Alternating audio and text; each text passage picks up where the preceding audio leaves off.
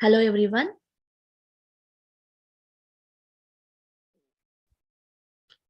My dear friends, my dear masters, and my dear gods, welcome you all to day 6 of this digital Dhyana Mahachakram USA. Today, we're going to do 2.5 hours of meditation, followed by a wisdom sharing by a well-known speaker, Ananda Karunesh ji, and we'll have a Q&A with him. Initially, for the meditation part, we're going to have music played by our Lakshmi Madam, senior most Speedman master from India, who is in Dallas today. She's going to play flute. And next, the second hour would be Tabla by Monty. He'll be joining us soon. And the third hour, the half an hour after 2 hours would be Devi Chekka singing Carnatic classical songs. So, my dear friends, please adapt a comfortable position wherever you are. Relax. Take some deep breaths. In through your nose, out through your mouth. For those of you who are new to meditation, this meditation is called Anapanasati meditation or breath meditation. Ana means in breath, Pana means out breath, and Sati means being one with. In the most simplest form, meditation means being with your breath. So for the next 2.5 hours, just be with your breath. You may get some thoughts. When you get some thoughts, cut the thought to breath as much as you can. Kindly cross your legs, clasp your hands, fingers into fingers, place your hands on your lap relaxedly, and whenever you're ready, kindly close your eyes and just be with your breath. You're going to listen to flute music, and you may have little pauses in between. Kindly don't open your eyes. The pauses may be due to transition from one master to other masters as a music. Kindly be with your breath and imbibe all the cosmic energy you can today. So let's start meditation. Whenever you're ready, kindly close your eyes and just focus on your normal, natural, easy flowing breath. No need to chant any mantra. No need to visualize anything.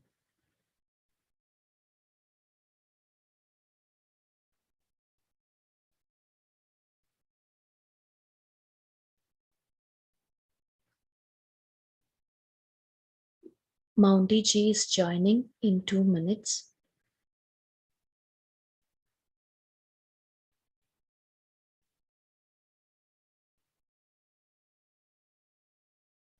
Relax, my dear friends.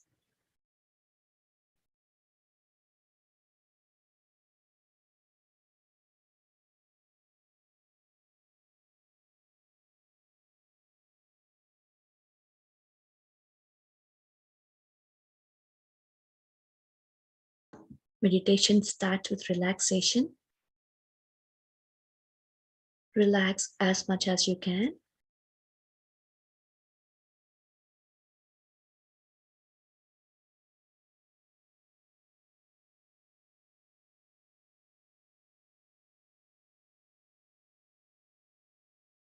Madam, kindly start.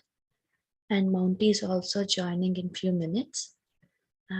Maybe you can start for a few minutes and we'll give it to Mounty, madam, and then we'll come back to flute again. Thank you.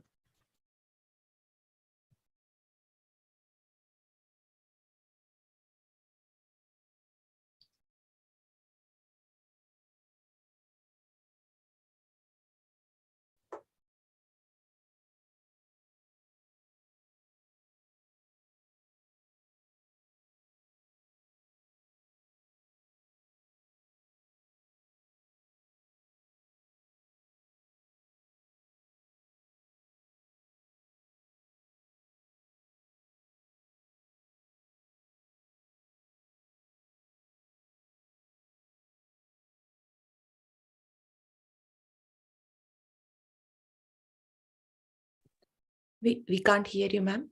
Lakshmi madam audio is not connected actually.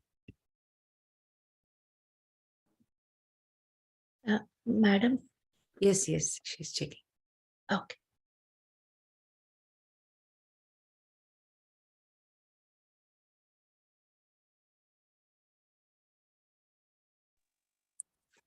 Yes.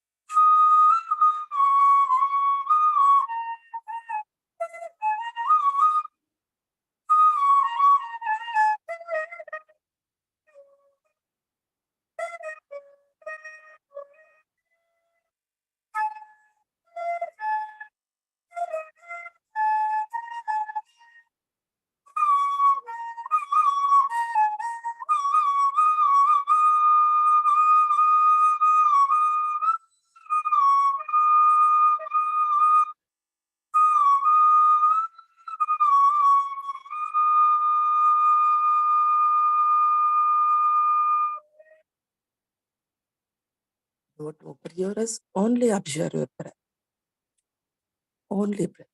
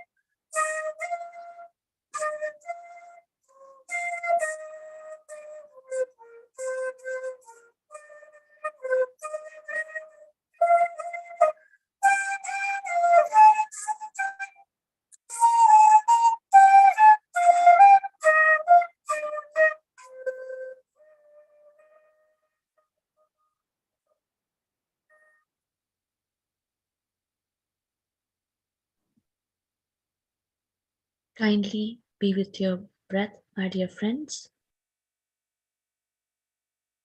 We're going to hear wonderful tabla music from Mount Teji.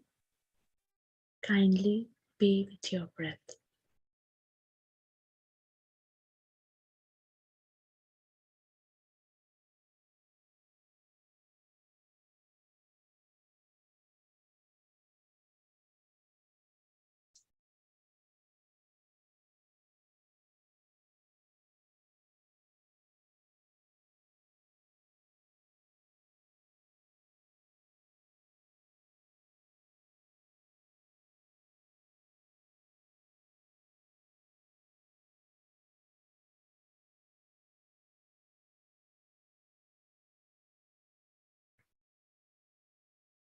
Just be with your breath.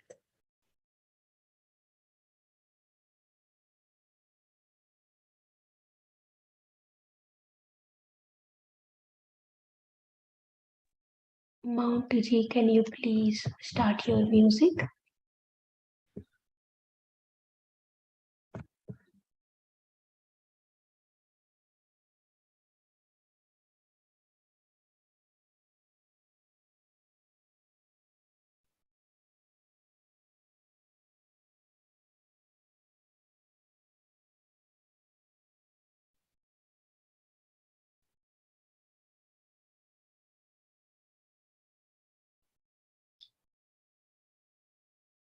Relax your legs.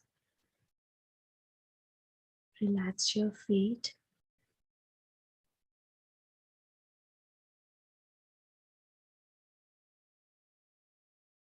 Relax your hips.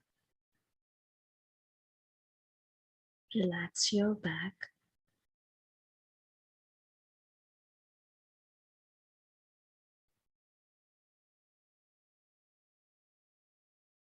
Relax your right hand.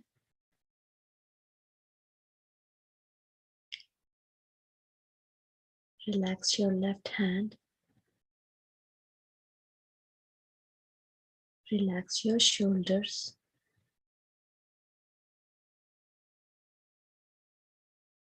Relax your chest.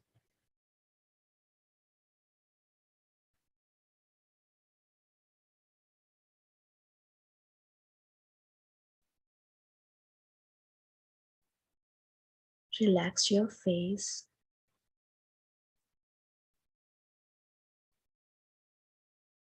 And let go of anything you're holding on to.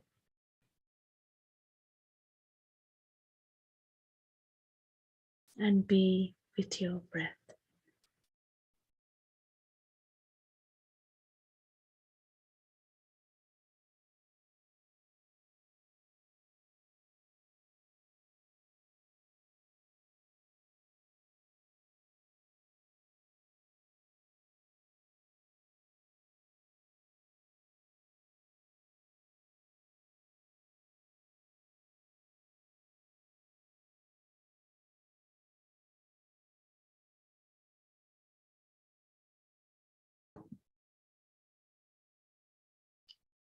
Imbibe the energies of the full moon.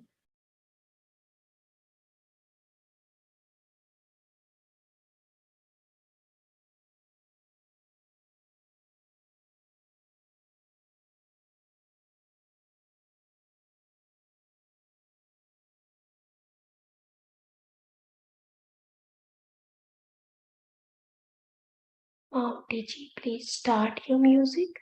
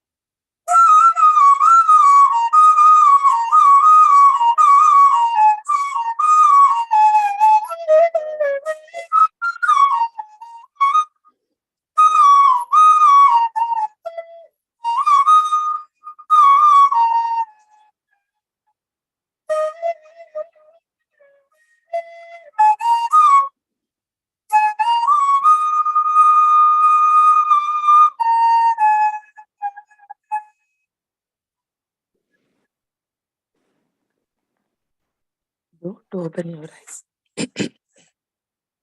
Only breath. Only breath. केवल श्वास अनुसंधान.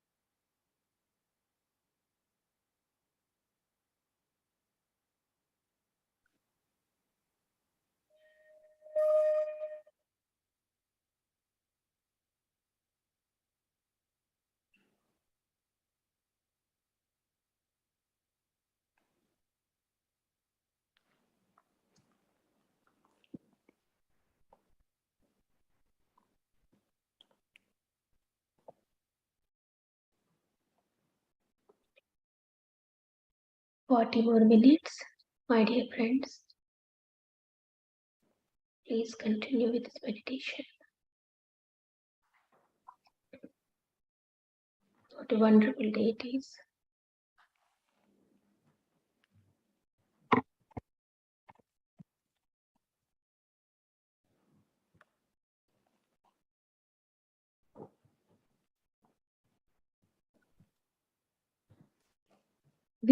విన్నపాలు వినవలే వింత వింతలు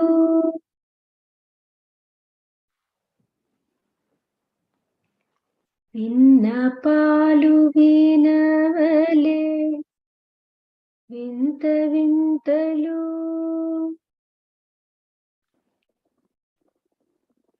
పన్నగ పూదోమ తెరపైకెత్తు వేలనయ్య విన్నపాలు వినవలే వింత వింతలు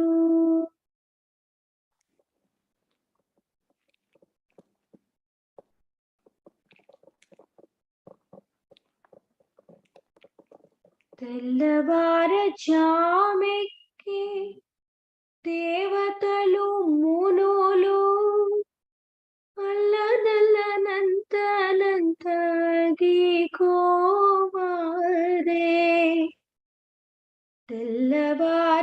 తెల్లవారజామెక్కి దేవతలు మునులు అల్లనల్లనంతనంత అదిగోవారే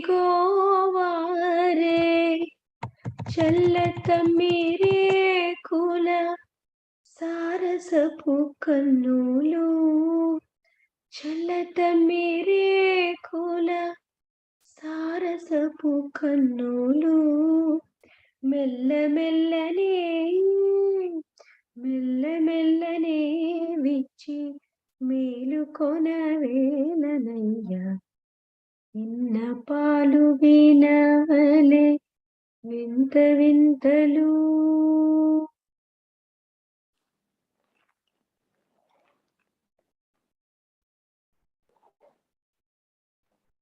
పొంకపు శేషాదులు తుంబురు నారదాదులు పండగ భవాదులు నీ పాదాల చేరి అంచెలనున్నారు వేచి అలమేలు మంగతో వెంకటేశుడా వెంకటేశుడా రెప్పలు విచ్చి చూచి లేవవయ్యా విన్నపాలు వినవలే వింత వింతలు పన్నగ పూదోమ తెరపైకెత్తు వేలనయ్యా విన్నపాలు వినవలే వింత వింతలు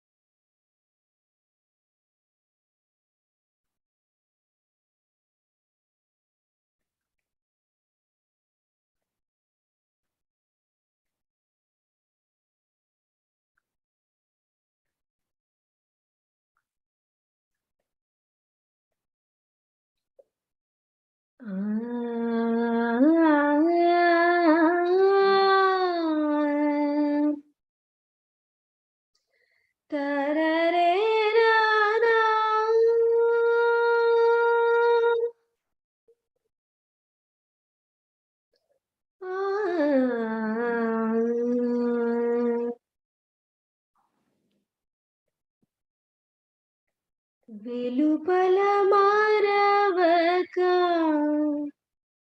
లోపల లేదు. What a wonderful meaning, my dear friends. If you don't forget outer world, when you don't detach from outer world, can't realize the treasure inside. వెలుపల మారవక లోపల లేదు. వెలుపల కలిగిన లోపల మరచు. How long you're clinging to the material world. It is impossible to realize our true self. We forget our true self. చలముల నీడియే ఘడియ ఘడియకు సాధించిన సుఖమటు తోచు.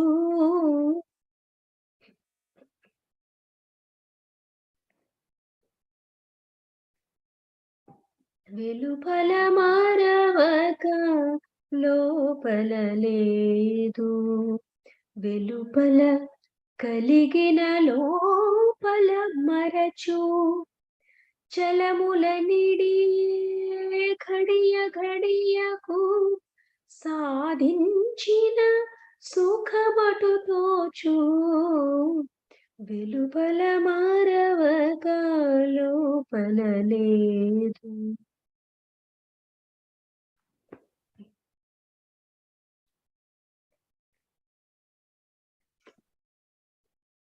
వెలుపల వెలుగే చూడగా లోపలి వెడచీకటి తాననియట్లు.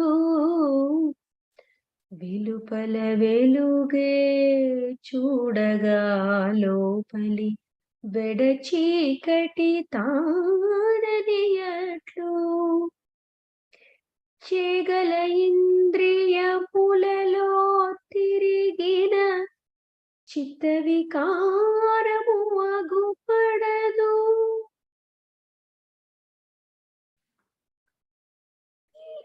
ఈ గతి నిత్తుర పోగా పోగా ఇలలో సుతులు ఎరుగనియట్లు.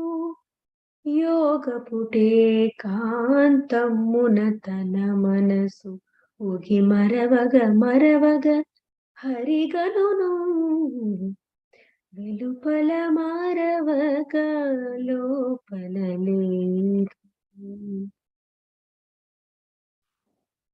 వెలుపల కలిగిన లోపల మరచు.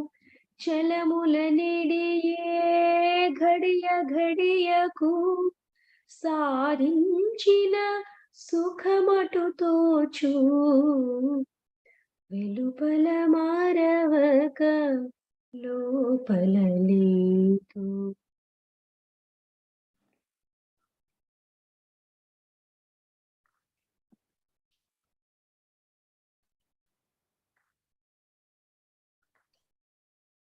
జాగరణే కడు చేయగా చేయగా సతతము నిద్దుర రానట్లు.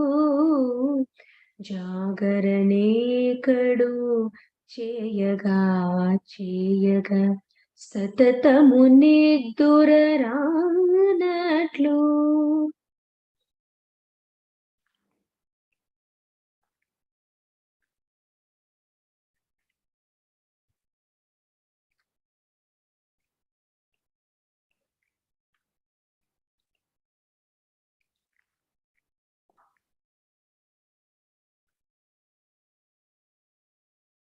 వెలుపల మారవక లోపల లేదు. యోగపుటే కాంతపు నిట్టూర్పులు బాహిరపు బయట అడగిన యాట్లు ఆహా జీవుని జనన మరణము అంది పొడముచు అందడగు ఊహల శ్రీ వెంకటపతి వాయువుకు ఒకే ఆకాశము ఒక్క సూత్రము ఊహల శ్రీ వెంకటపతి వాయువుకు ఒకే ఆకాశము ఒక్క సూత్రము ఆహా ప్రాణ పానవాయువులు ఆకుమనిలు పుటే హరియగుట నిలుపల మారవక లోపల లేదు నిలుపల కలిగిన లోపల మరచు చలములనిదియే ఘడియ ఘడియకు సాధించిన సుఖమటు తోచు నిలుపల మారవక లోపల లేదు.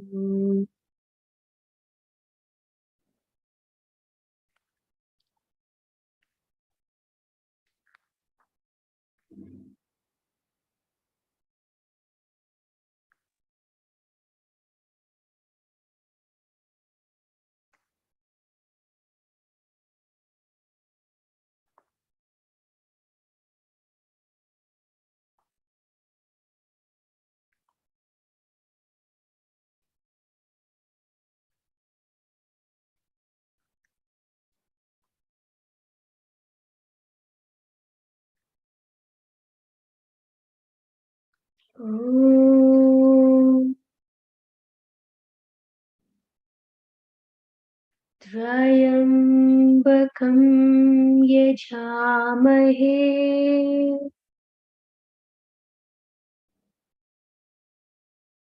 సుగంధిం పుష్టివర్ధనం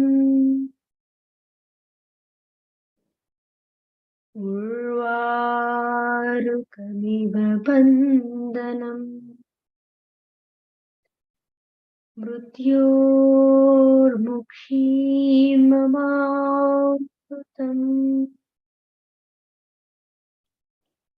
మృత్యోర్ముక్షీమమామృతం.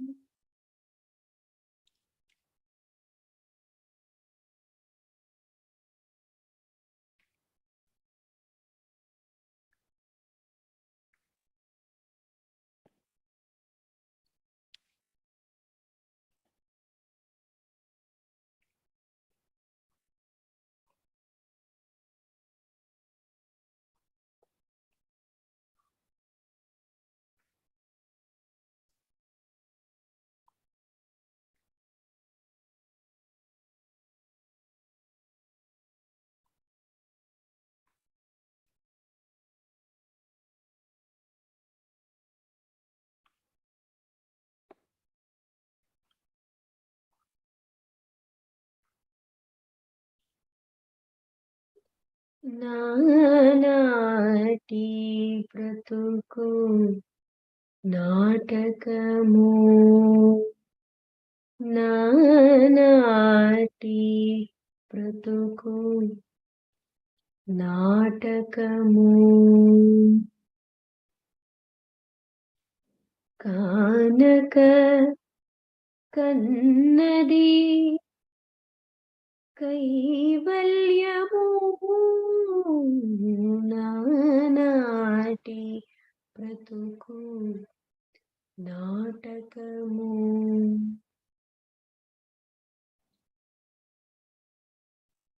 పుట్టుటయు నిజము పోవుటయు నిజము పుట్టుటయు నిజము పోవుటయు నిజము నటనడిమి పని నాటకము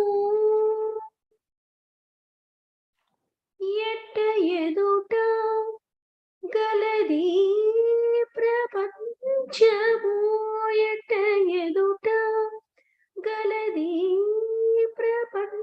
ప్రపంచము కట్టకడపటిదే కైవల్యము కట్టకడపటిదే కైవల్యము నానాటి బ్రతుకు నాటకము కానక కన్నది కైవల్యము నానాటి బ్రతుకు నాటకము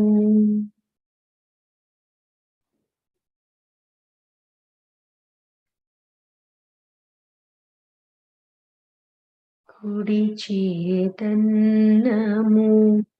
కోక చుట్టేడిదే కుడి చేతన్నము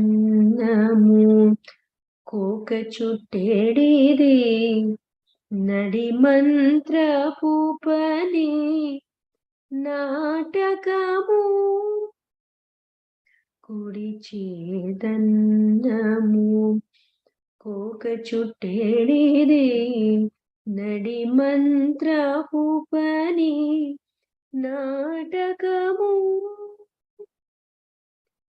ఎట్ట ఎదుట గలది ప్రపంచము ఎట్ట ఎదుట గలది ప్రపంచము కట్టకడపటిది కైవల్యము నొడిగట్టుకొనినా ఉభయ కర్మములు నొడిగట్టుకొనినా ఉభయ కర్మములు గడి దాటినప్పుడే కైవల్యము నానాటి బ్రతుకు నాటకము కానక కన్నది కైవల్యము నానాటి బ్రతుకు నాటకము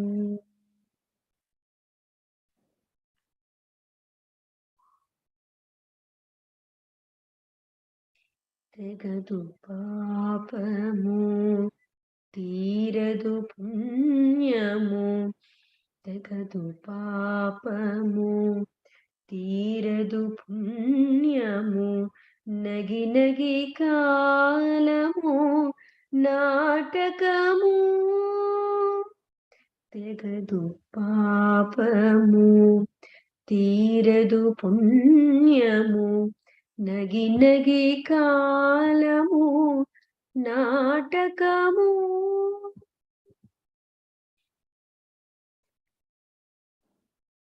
ఎగువన శ్రీ వెంకటేశ్వరుడే నిజ ఎగువన శ్రీ వెంకటేశ్వరుడే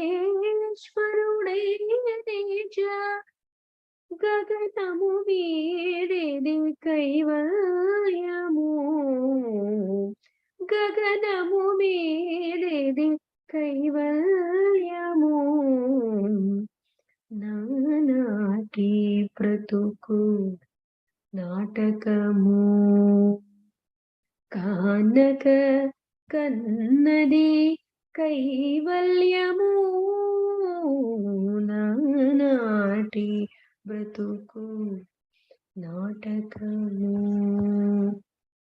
నాటకము నాటకము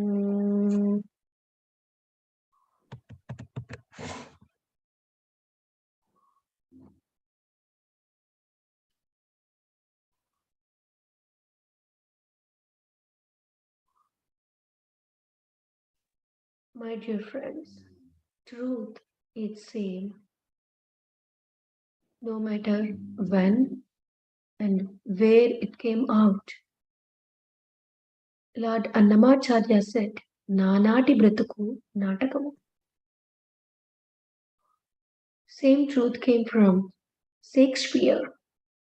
All the world it stays, we are all here actors.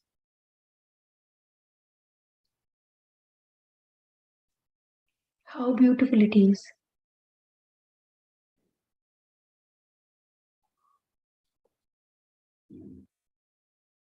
With the help of meditation and wisdom, we can justice our path, our character we chose in this lifetime.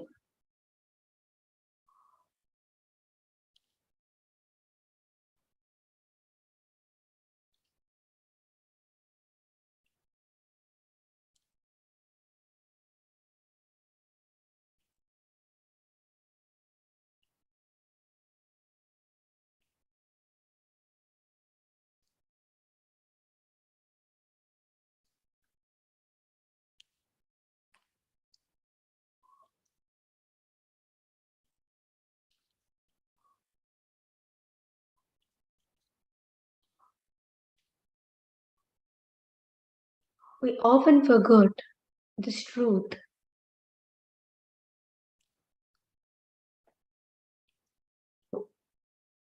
And we just clinging to the unnecessary things. That is what beautifully described in this Kirtana of Annamaya. When we be aware of what we are forgetting, it is easy for us to remember. If you don't remember, if you don't aware, there is no use to this lifetime. So that is what Annamacharya describing,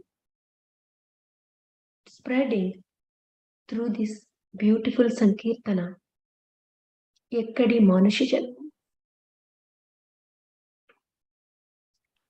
ఎక్కడి మానుష జన్మం బెత్తిన ఫలమేమున్నది నిక్కము నిన్నే నమ్మితి చిత్తంబికను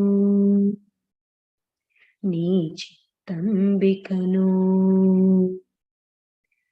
ఎక్కడి మానుష జన్మం బెత్తిన ఫలమేమున్నది నిక్కము నిన్నే నమ్మితి చిత్తంబికను నీ చిత్తంబికను మరువను ఆహారమును మరువను సంసార సుఖము మరువను ఇంద్రియ భోగము మాధవని మాయా మరువను ఆహారమును మరువను సంసార సుఖము మరువను ఇంద్రియ భోగము మాధవని మాయా మరచెద సుజ్ఞానంబును మరచెద తత్వరహస్యము మరచెద సుజ్ఞానంబును మరచెద తత్వరహస్యము మరచెద కురువును దైవము మాధవని మాయా ఎక్కడి మానుష జన్మం బెత్తిన ఫలమేమున్నది నిక్కము నిన్నే నమ్మితి చిత్తంబికను నీ చిత్తంబికను విడువను పాపము పుణ్యము విడువను నా దుర్గుణములు విడువను మిక్కిలి ఆసల విష్ణుడని మాయా. What a beautiful describing, my dear friends. Sometimes some things we forgot and some things we attached. విడువను పాపము పుణ్యము విడువను నా దుర్గుణముల విడువను మిక్కిలి ఆసల విష్ణుడని మాయా విడిచెద షట్కర్మంబులు విడిచెద వైరాగ్యంబులు విడిచెద షట్కర్మంబులు విడిచెద వైరాగ్యంబులు విడిచెద ఆచారంబులు విష్ణుడని మాయా ఎక్కడి మానుష జన్మం బెత్తిన ఫలమేమున్నది నిక్కము నిన్నే నమ్మితి చిత్తంబికను నీ చిత్తంబికను తగిలెద బహుళం పటముల తగిలెద బహుబంధముల తగలను మోక్షపు మార్గము తలపున ఎందైనా తగిలెద బహుళం పటముల తగిలెద బహుబంధముల తగలను మోక్షపు మార్గము తలపున ఎందైనా అగుపడ శ్రీ వెంకటేశ్వరాంతర్యామివై అగుపడ శ్రీ వెంకటేశ్వరాంతర్యామివై నగి నగి నను నీవేలికి నాకాయి మాయ ఎక్కడి మానుష జన్మం బెత్తిన ఫలమేమున్నది నిక్కము నిన్నే నమ్మితి చిత్తంబికను నీ చిత్తంబికను నీ చిత్తంబికను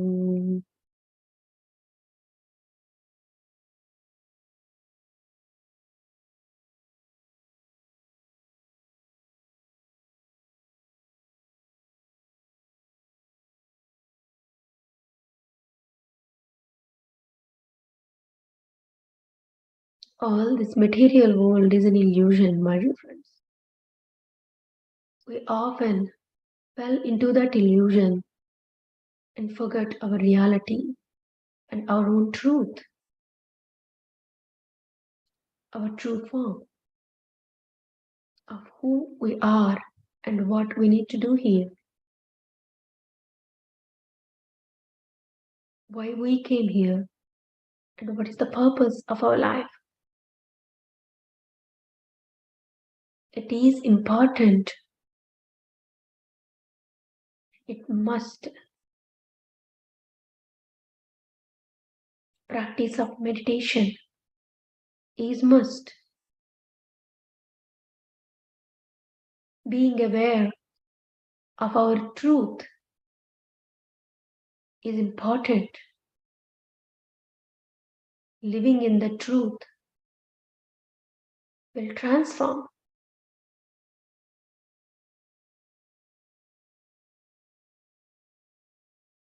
Be with your breath, my dear friends.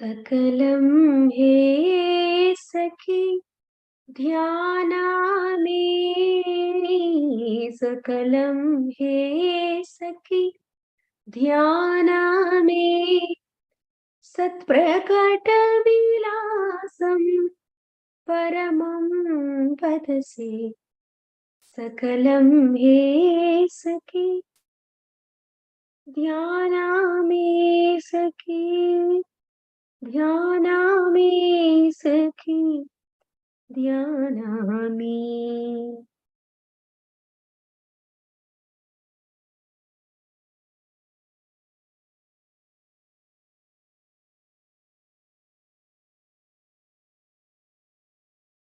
आलिक मृग मगमय मशीकలలో ज्वलता हे सखी ध्यानामि आलिक मृग मगमय मशीकలలో ज्वलता हे सखी ध्यानामि ललितं तव पल्लविका मनसि निश्चलकर मेघश्यामं धदसे मेघश्यामं ददसे सकलं ये सखी ध्यानामि सखी ध्यानामि सखी ध्यानामि।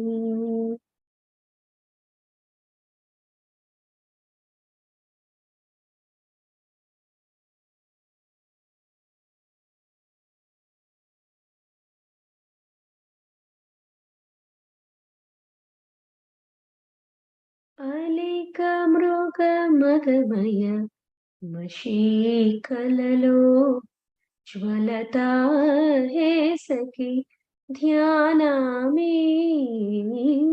अलितमृगमदमय मशीकललो ज्वलता हे सखी ध्यानामि।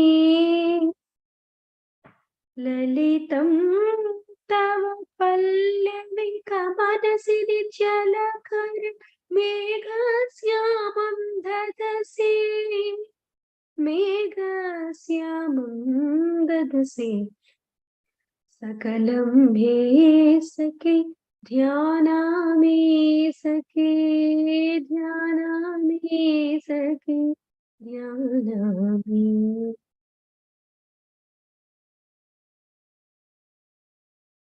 चारुकपोल स्थलकराङ्कित विचारं हे सखी जानामि। चारुकपोल स्थलकराङ्कित विचारं हे सखी ध्यानामि।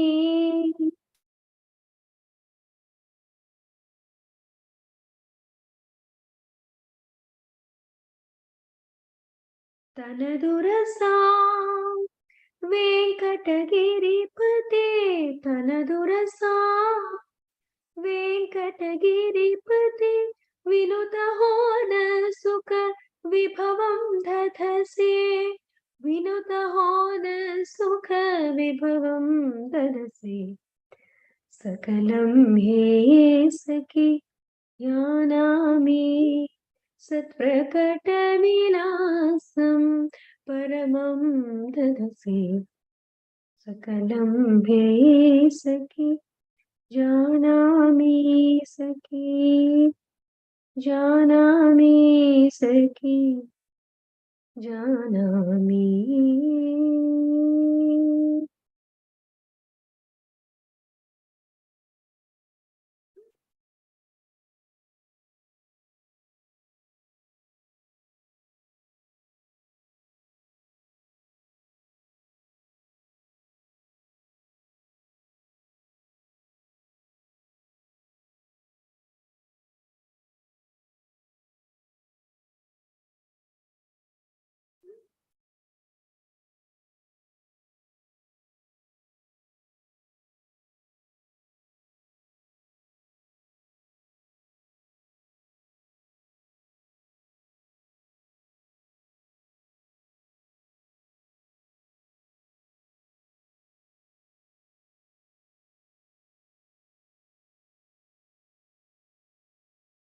ब्रह्मार्पणम् ब्रह्महविः ब्रह्माग्नो ब्रह्मणाहुतम्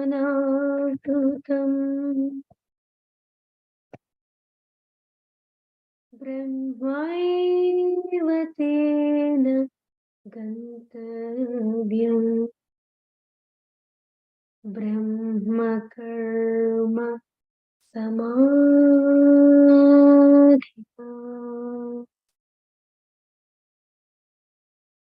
ब्रह्मकर्म समाधि।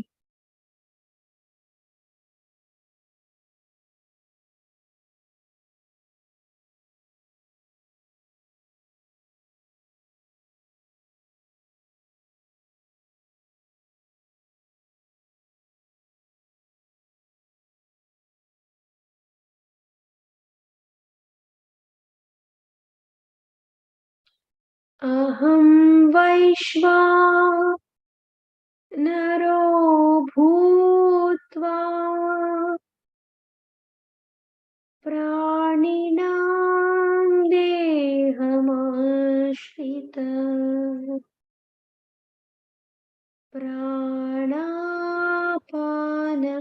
समायुक्तम् चाम्यन्नं चतुर्विधम्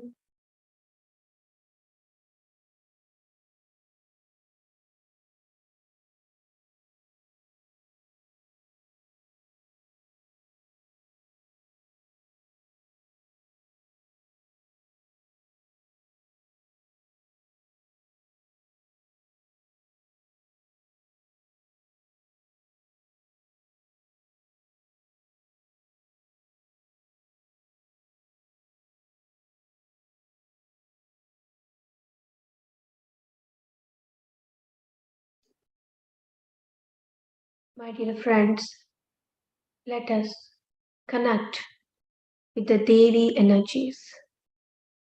Allow yourself to connect with Devi energies.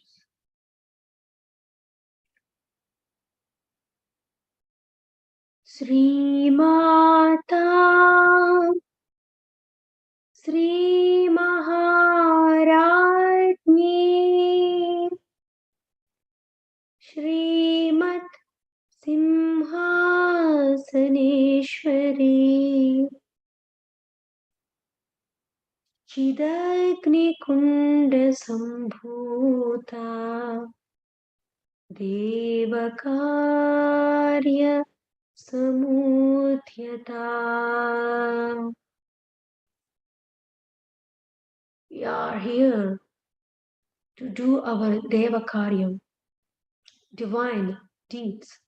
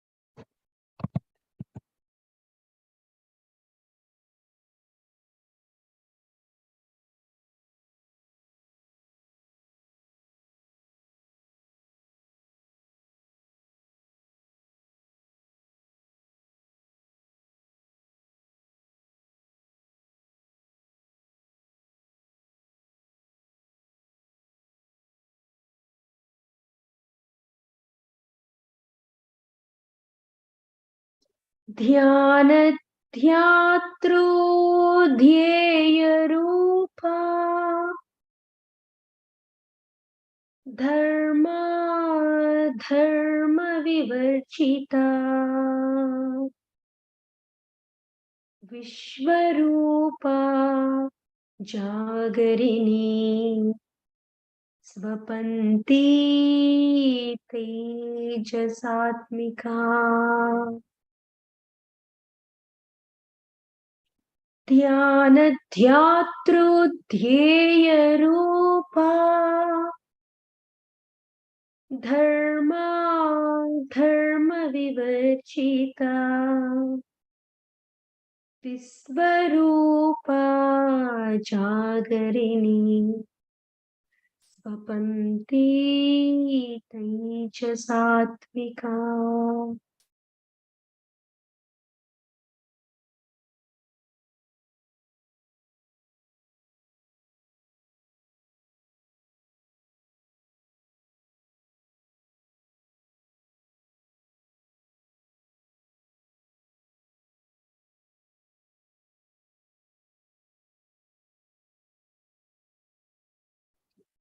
क्षेत्रस्वरूपा क्षेत्रेसि क्षेत्र क्षेत्रज्ञपालिनी क्षयवृद्धिविनिर्मुक्ता क्षेत्रपालसमर्चिता.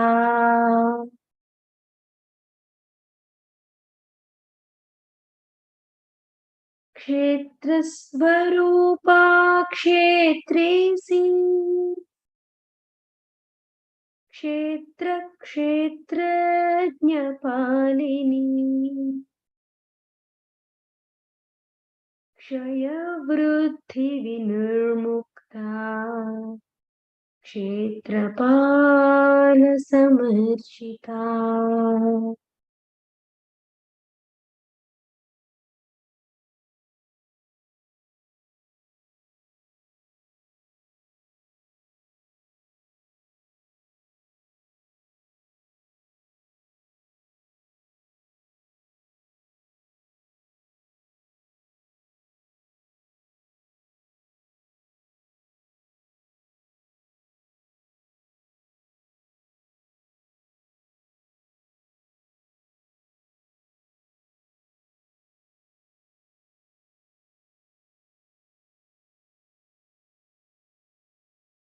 विशुद्धिचक्रनिलया रक्तवर्णा त्रिलोचना कट्वाङ्गादिप्रहरणा वदनैकसमन्विता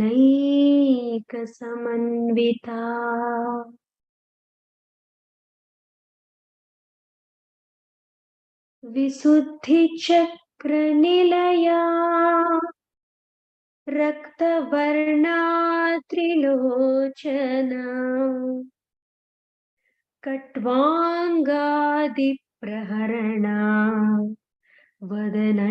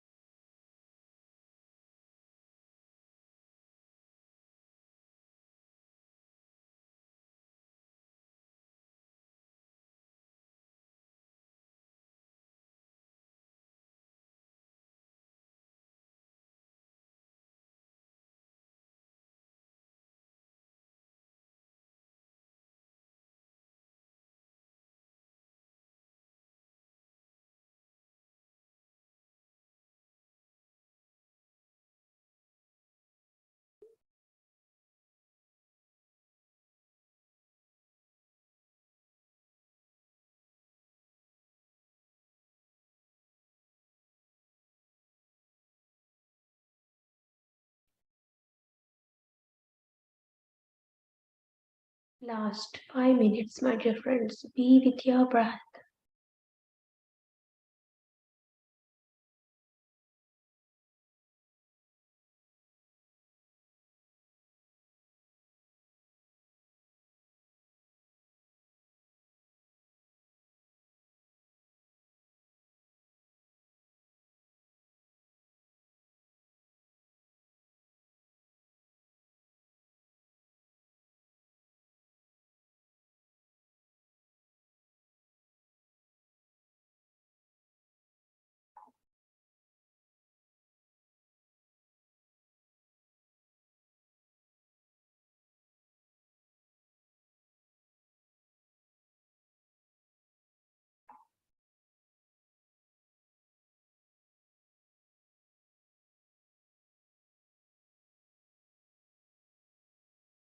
आत्मविद्या महाविद्या श्रीविद्या कामसेविता श्रीषोडशाक्षरी विद्या त्रिकोटा कामकोटिका आत्मविद्या महाविद्या श्रीविद्या कामसेविता श्रीषोडशाक्षरी विद्या त्रिकूटा कामकोटिका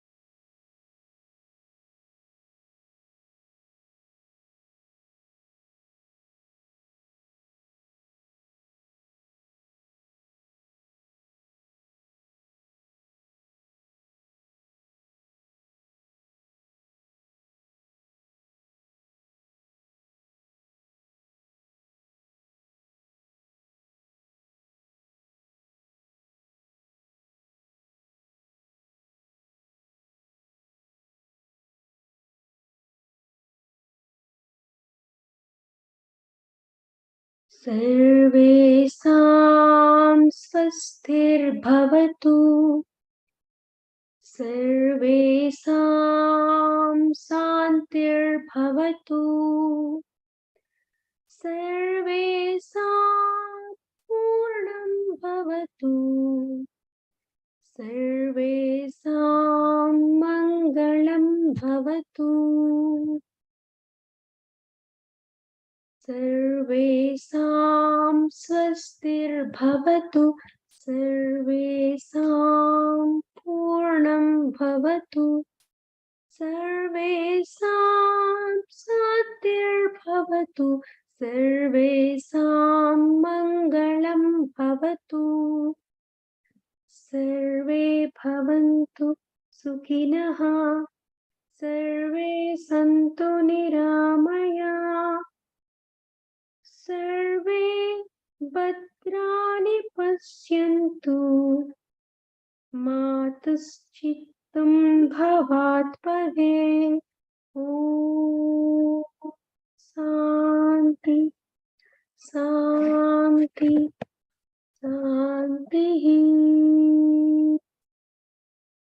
ॐ शान्ति शान्ति शान्तिः ॐ शान्ति शान्ति शान्तिः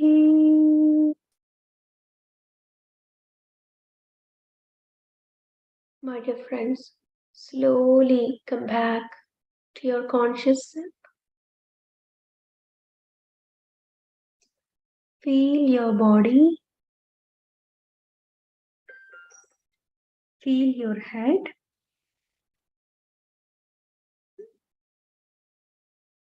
Feel your both hands and shoulders. Feel your back. Feel your chest and tummy.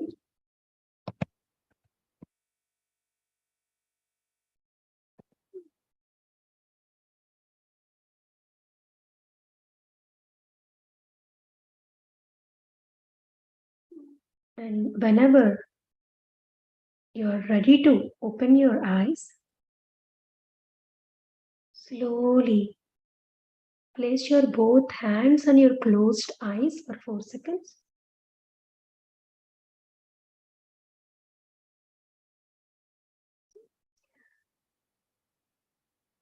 And whenever you're ready to open your eyes, please take off your hands and open your eyes. Let us clap to ourselves, my dear friends, for the wonderful 2.5 hours meditation.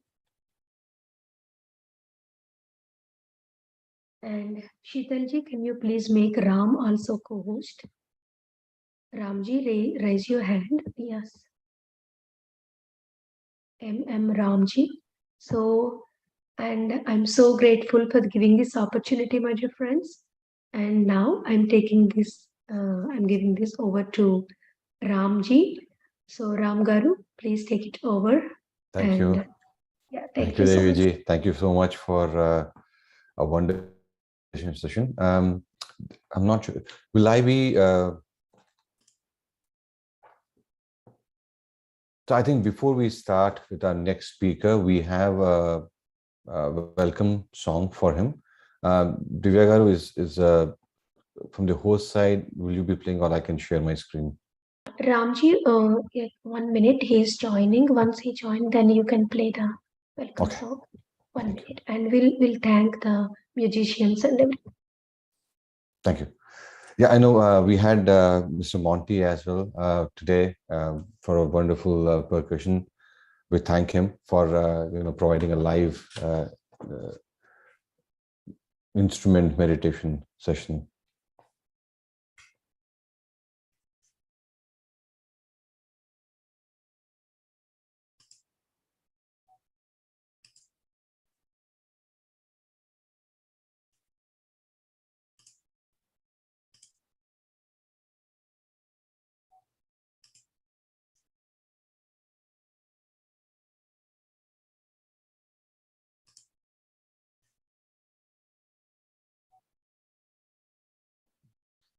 Hello, friends.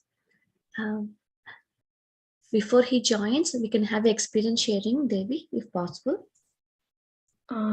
He's ready to join, Divya, and Okay. able Fine. to access the link. So I'm sending the link in another way. Okay, Uh, sure. And I kindly request everyone to turn on their cameras so that it will be good to welcome Ananda Karunesh sir. So please kindly turn on your cameras. Yes, Anand sir is here. Can you please make him co-host and then take it over to you. This is over to you, Ram sir. Sheetal, can you make Ram Garu and Karunesh sir co-host, please? Thank you.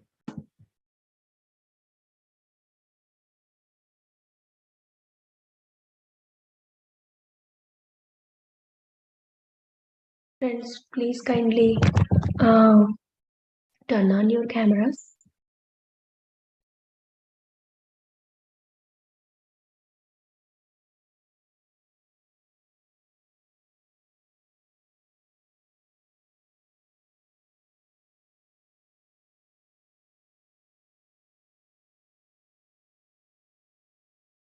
Karunananji, this is for you. Thank you so much for being here. A short welcome song for you.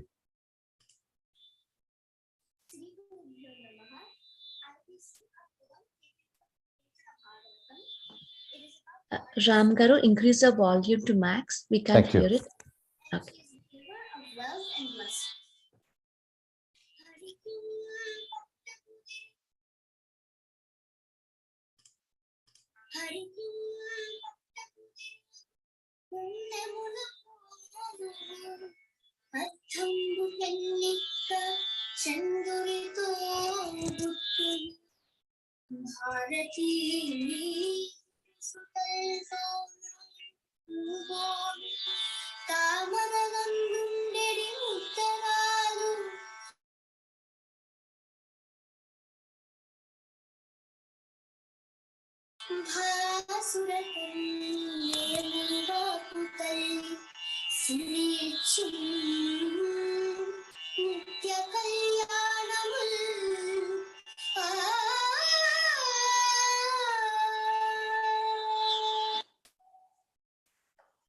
Amazing. Thank you, everyone. Thank you for beautiful. I don't know the name of the girl, but that was real classic, really nice, beautiful. But yeah, before I start, I think today we have a thinker, a writer, a meditator, and above all, a humanitarian in the midst of us. His, he is the one who wants to start and aspires to create a new matriarchal earth in combination with gods and goddesses. And he has written his first book, which was taken as the Bible for PSSM in 2019. It is the 1,000 Seeds of Joy. He started a breath process called Devi Krupa to goddess Parvati that energizes chakras and harmonizes the chakra system. And he's currently working on yet another book. And I'm just eager whenever it comes in to read through it because of beautiful the first book was. Let me please welcome Dr. Sanjay Navalka. But again, among us, he's with love, with respect. We know him as Ananda Karunesh. Please, everybody, with a round of applause, please welcome him. And I'll hand it over to you, Dr. Ananda. Thank you. Thank you. Thank you. Your name is Ram Yamitala. Yamitala. I think we lost you. Anyway, well. Thank you. Yeah. Welcome, everybody. So good to see so many of you here. It's always a delight, always a pleasure to connect on this forum, which I first came on in 2019 with Patriji. Now he is with us in spirit, and he's always with us. And I just have such fond memories of the 3 days that I spent with him. when I went to Kartal in 2019. This was the first Mahila Dhyana Chakram, and it was a beautiful event. I was told until that year, we used to have Shiva and Buddha. They were the two meditators. They are the two meditators. And one is Hinduism, one is Buddhism. And that's where meditation really flowered.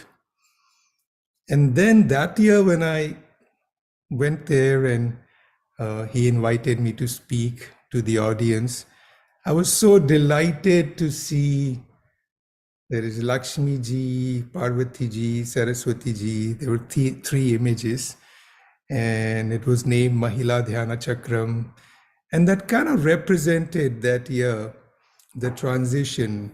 Transition been happening since even 2012, but it's just accelerating in the pace. And the pace increased, and it is just coming everywhere. So that moment was very significant moment. And I gave that first lecture about the divine feminine to the PSSM audience, and that's still one of my favorite lectures. It was so inspired with his energy, his flute and his voice, and all of that we can still remember very much. So I want to mention something about the path that he already was creating and how it connects to 1,000 seeds of joy, right? So Patriji was a great weaver, weaving, netting, he was a great spiritual weaver. So he could weave spiritual energies, spiritual writings from many different parts of the world, I don't know how many books he read, there must have been, I've heard, tens of thousands or at least thousands, And so that's the new way, that's the matriarchal way, So when we create a spiritual organization, it's no longer in the future going to be one guru and everybody's following them. That's not the way, The way is more like the tribe of elephants, So there are, the elderly elephant ladies, female elephants that guide the whole tribe, That's how it's going to work. And there's not so much effort about who did what and who gets what credit, none of that. A mother doesn't look for credit when the children succeed, So that is going to be the new way spiritual organizations will be led, There is not so much attention to one or two people. It is, it is the matronly leadership. So from Shiva and Buddha to Lakshmi ji, Saraswati ji, Parvati ji, that's kind of the transition. Does not mean that one was there before and the others are coming now. No, none of that. But in meditations, Shiva and Buddha themselves are showing that they are standing behind now. So Shiva, Parvati ji was slightly behind him, he was moving forward. Now she's come forward and he's supporting her from behind. So they're very much, masculine energy is very much present, the divine masculine, but it's playing a more supportive role now. And the divine feminine is moving forward. And that is just the nature of time, transition. It's going from Kali Yuga to Sat Yuga. So because of that, Sat Yuga is always more matriarchal. That's just the nature of how Kali Yuga is very masculine, almost to the point of wounded masculine. So we fall, we fall from the divine feminine. It starts, and then masculine is individuation, separation. Feminine is unification. Those are the two streams that happen in the universe. Either you are joining or you are separating. So all creation is separating, right? Even the universe, when it was created, It was created from the higher self. So it was a separation, even though we think, oh my God, creation, right? But what is creation? Creation was separation, right? Separation from that higher self, bliss, whatever. So why is then separation needed? Why is it needed?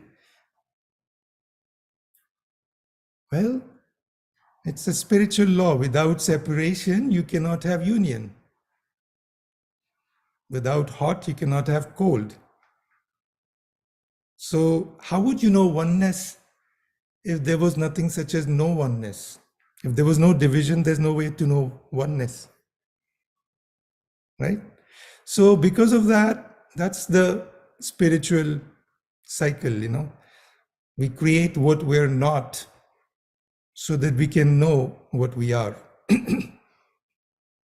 So this falling from, you know, Satyuga to Treta Yuga to Dwapar Yuga to Kali Yuga is basically knowing what you are not. In stages we fall. And now we've fallen the most. That is why you see so many issues in the world. We've fallen the most. And that falling is also guided. It is guided because if it's not guided, there are planets that have exploded also because they became too scientific. And there was no divine masculine. There was no Krishna and Buddha and Shiva guiding it. Even the falling is a bit guided, you know. We are falling, but it's not like just random falling, you know. If it's all random falling, what will happen? I mean, there are planets which became too scientific. There are all kinds of things happening in the big universe. There's much diversity. So, you know, it is our free will, combined free will, that decides the destiny. All the souls come together and, you know, how they choose. So there are planets where they were even more advanced than us scientifically.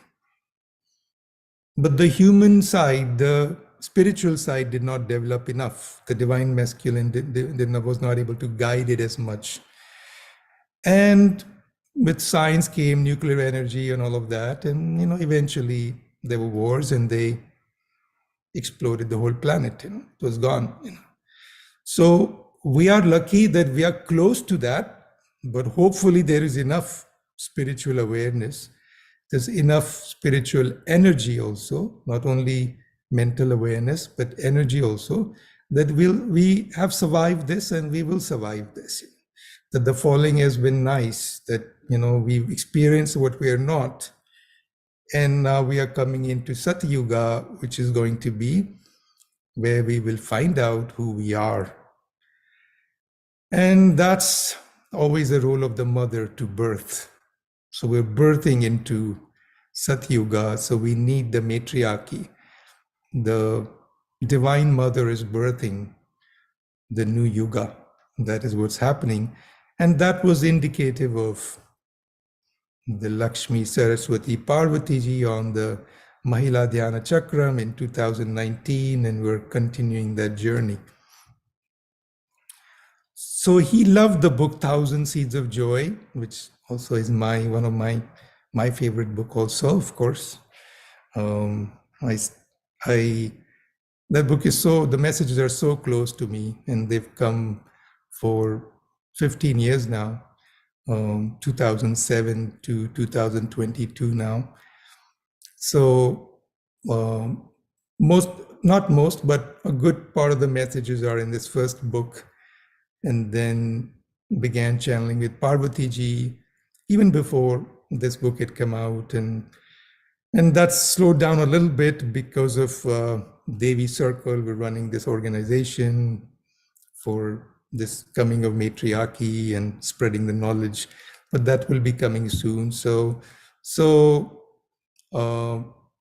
it's just been a great journey with the goddesses. And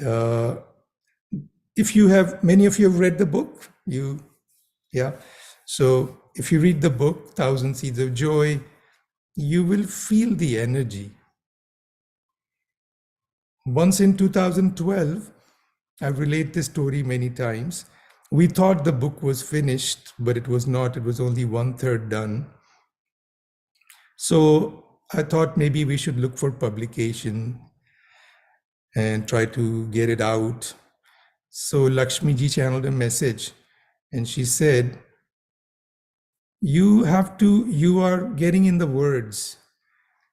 You feel the energy, but I want you to feel the energy more because that will be able to draw my energy more into the book. So for whole 1 year, wherever you go, you just keep the book in your back. I was going to go on some meditation, journeys, so some retreats here and there. Throughout the year, I was going to travel, So she said, just put the book in your backpack and do not open the book. That was a manuscript. Said what? And do not open the computer on which you are working on the book, editing it. Just carry the book with you and hold it every now and then. So I was very curious why she said this book is the energy. It's not the words, it is the energy. And I want you to become one with the energy. Just feel the energy again and again, And I just did that for a whole year. I just held the book. Every now and then I would just keep the book next to me and feel the energy, or hold it and feel the energy. And that year was very transformative for me. That is the year then I started channeling, 2012. That's when my channel opened up. And then 2/3 of the book came later. That's how non-linear, how this whole thing works. So I thought I was just feeling the energy, but then that was a way to open up what was to come later. And so there was a very beautiful process that happened. And that is why many of you, when you read the book, 1,000 Seeds of Joy, you'll feel the energy. And it's not the energy, it's the energy of Lakshmi ji, Saraswati ji. They're just projecting their energy into the world. And many such books are coming. The Untold Story of Sita by Dana Miriam, And it's remarkable that our book came out in 2019. Hers came out soon after that, somewhere 2020. And the descriptions are so similar. And I found out about Dana Miriam, much after I heard about Untold Story of Sita from PSSM, after it came out, And it's such a similar description about Sita's Agni Pariksha, In both books, it says this was just a Kundalini awakening. This was her enlightenment. This was her enlightenment. And of course, these say, anybody can be, not anybody, many people can be psychic. So obviously people who received this were psychic. They saw the images of a Sita and fire, right? But if you don't have the wisdom, what happens? The psychic can interpret what's happening in their own way. That's happening today also. There are many psychics and there have been many facts, but they're interpreted in different ways. So Valmiki's original Ramayana does not have this part. I mean, this was added, they say. The whole 7th part was added even by agreement of researchers, because the type of writing which is there in the Uttarakhand, which is the 7th part, is different than the writing in the other parts. The 5 parts were written by Valmiki. Then unless he lived for hundreds of years, because these parts came later, the Balkhand and the Uttarakhand came later, especially the Uttarakhand came later. That everybody knows of. And this is the part where Ram asks Lakshman to take Sita, pregnant Sita, to a forest and abandon her there, and Lava Kusha are born there. This part is all complete fiction. This never happened. Agni Pariksha was her, enlightenment, her Kundalini awakening. And that was misinterpreted. So, we get attached to our own scriptures, our own religion, and we start saying the other religions have all these manipulations. But even in our own Hinduism, there is this issue where scriptures have been written by patriarchal men. So when the book was coming out, I had a little concern, we have, people who will be attached to their version of scripture, and when something new comes out, they'll be like, what is this? Who are you to say all these things, But my heart really, really opened up when I got such a response for the book. And my appreciation for our country, India, has gone up so much, because something like this, when it happens in other countries, you challenge their scriptures, it becomes a major issue, right? But even today, even on Amazon, 1,000 Seeds of Joy, if you look at the reviews, there's not even one review that challenges this, It just shows the openness of a living religion. We are a living religion. We're not a dead religion. So in a living religion, enlightened masters are coming all the time, and channelings are coming all the time, and we're open to it. Like how Shankaracharya came in, 8th century. And it was amazing. In 8th century, we were all Buddhist before he came, because Buddha's influence with Ashoka and all these emperors was immense. Buddhism had just spread everywhere. And unlike other paths where there is a lot of fighting and contention to spread religion, there are crusades and all these things happen. How did India transform? Shankaracharya had the great gift of debate. He was one of the greatest debaters, And in India, there was a tradition that if there are two gurus and both have followers and they don't know who is the real master, who has got even more wisdom, the people would ask them to just debate. So everybody would get together and the two people would debate. And the one who wins the debate, everybody, even the followers of the other guru, will become his follower or her follower. This was just a tradition in India. This is how we did conversion, if you wanted to call conversion, So we never forced it on anybody, We just got together, we just saw them, and we just made up our mind. So Shankaracharya went debating, traveled all over India, debated every Buddhist scholar, and defeated everybody. He just had this great gift. And some people say Shankaracharya took some things of Buddhism, but then this Buddhism, Hinduism is like that only. Buddhism grew out of Hinduism, Hinduism grows out of Buddhism. There's been a lot of intermixing happening. So the concept of shunya and all of that, Shankaracharya got in. Some people say that was already a Buddhist concept of emptiness, which came out in 2000 years ago. But then a lot of Vajrayana Buddhism, which is based on all the tantras, that comes from the tradition of Mahasiddhas, which is more Hinduism. Padmasambhava also was in India. Then he went to Bhutan and Tibet. So what is what? So these were questions burning in my heart too, like what is going on? Where is the true wisdom coming from? And then Lakshmi ji gave so much knowledge about this in the book.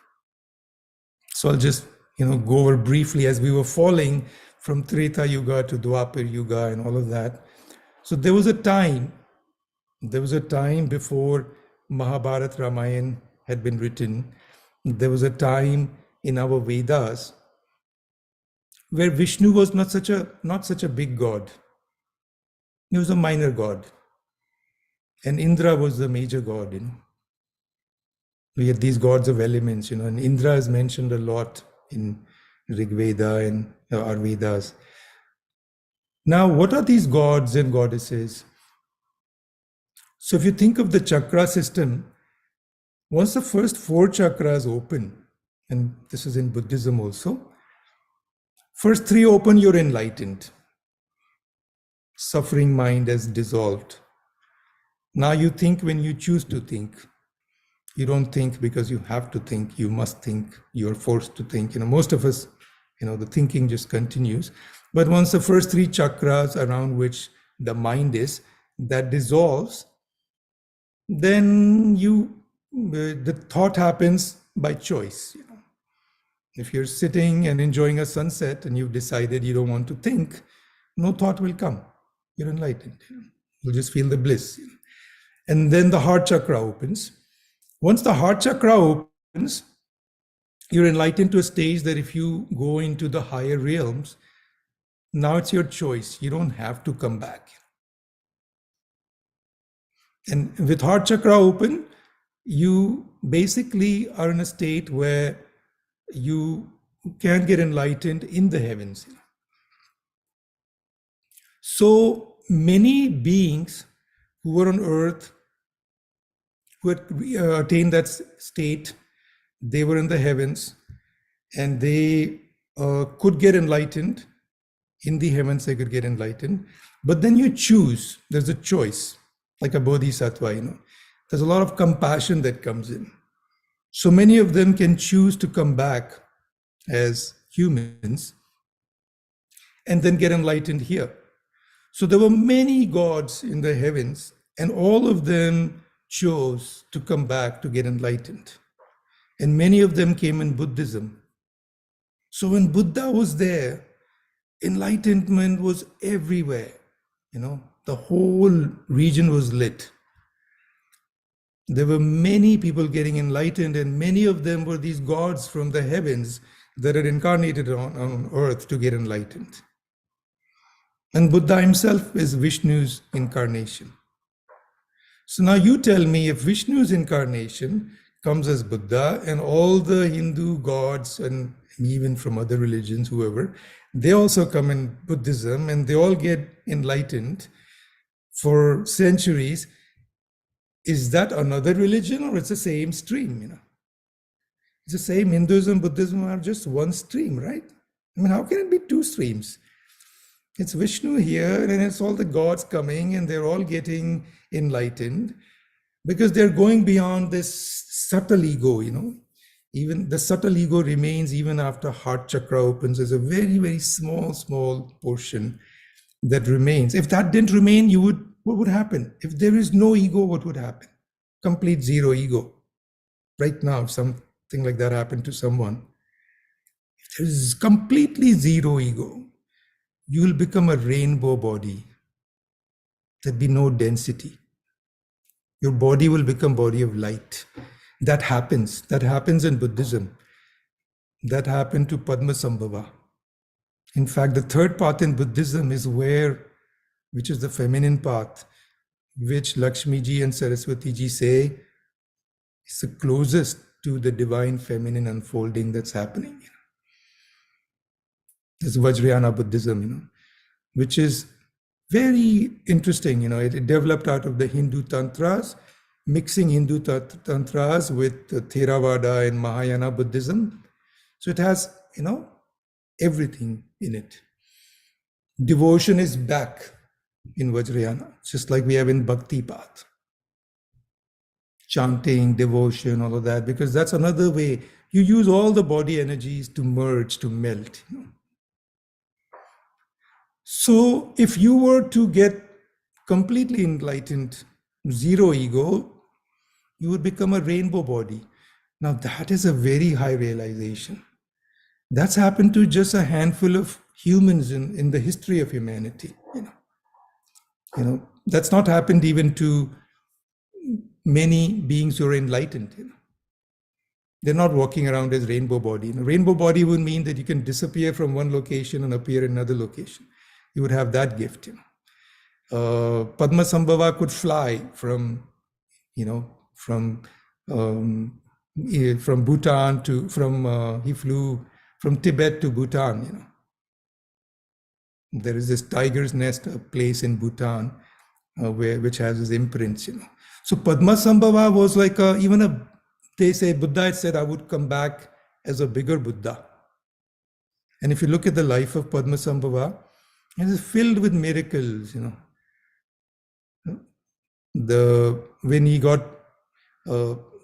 he was in India and got enlightened, there was a Princess Mandarva And Princess Mandarva's father had no interest in marrying his daughter to a sage, But Mandarva was Lakshmi's incarnation. This came recently, by the way.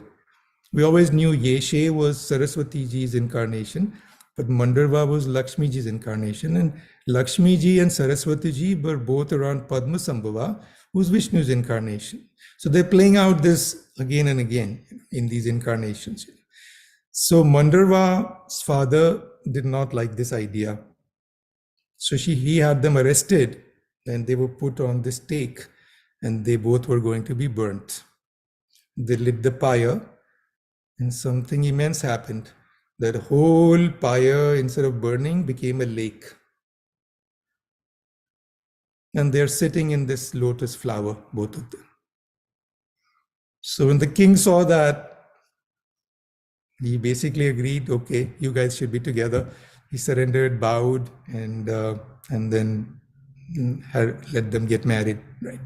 Then they went to some caves in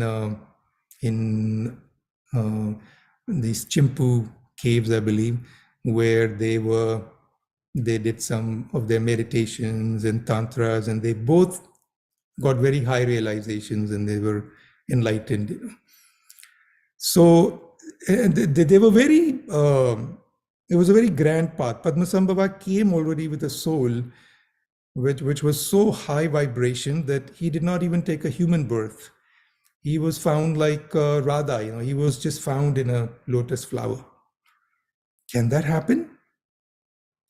Like we know about the conception of Mother Mary, where you don't need a man to conceive, that can happen. In fact, that happened with Kunti also. How was Karna the son of sun god, because she had this gift. And I asked this to Lakshmi ji, and she said this can happen in this way, that you go in this intense bliss, the mother who's going to give birth, and in that bliss you can conceive, you don't need a man. That can happen. That happened with Mother Mary, it happened with Kunti, and that is one way, right? But you still need a mother's womb to give birth. Now, another level, even beyond this, is how Radha is born, or how Padmasambhava is born, Just like manifest, boom. Manifested himself on a lotus flower and he was just found like that. That can also happen. So this joy has no end, when the bliss increases, all kinds of possibilities are there. We've just begun exploring these possibilities because we were falling. We were just falling in a directed way. So we had Shiva, Buddha, Krishna. Krishna led the falling, going into Kali Yuga, right? But it's like a, controlled falling. Now we're in Kali Yuga. Now we are rising. Rising is going to be phenomenal. There'll be all these gifts, as time progresses. Imagine many people going very deep into enlightenment stages, because enlightenment is also stages. And already in Tibet, there are lamas who leave their bodies. There are pictures also where their body shrinks and becomes rainbow body, or they'll just have this much face and there's no body left. Just starts shrinking, dissolving into light. So that happens even now. This is not something of the past. So body does dissolve like that in their death. There's a whole system of dying like that. So already we're going to a deeper and deeper levels. How can we, like my last thing I'd like to say, because I'm already beyond time, the last thing I want to say is what kind of a society structure we need to support this level of rise of consciousness. Can patriarchy and capitalism do it? No, because that is too individual based. We need a more organizations that have the community spirit, matriarchal organizations, where this meanness goes away, Well, this taking credit goes away. Who did what, We're just doing it together like a mother does it, That a group of mothers do it. They don't try to take credit for who did what, So this self-obsession, which is a mark of patriarchy, that has to die now. We're all in it together and we're all one. And that's why Patriji is important. He has played a great role, a giant weaver. Many spiritual founders, leaders, they don't invite other leaders, They're just busy spreading their messages, That's the patriarchal way.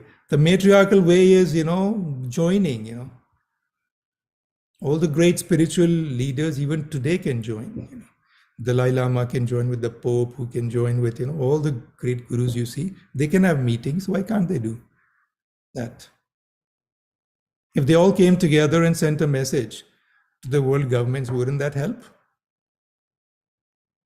Because they'll be speaking with one voice, maybe, the 20 gurus of the world, they all come together. But what will bring that together? Goddesses are showing the way. So the big vision goddesses have given is Lakshmi ji is holding Saraswati ji's hand. She's holding Parvati ji's hand. Parvati ji is holding Mother Mary's hand.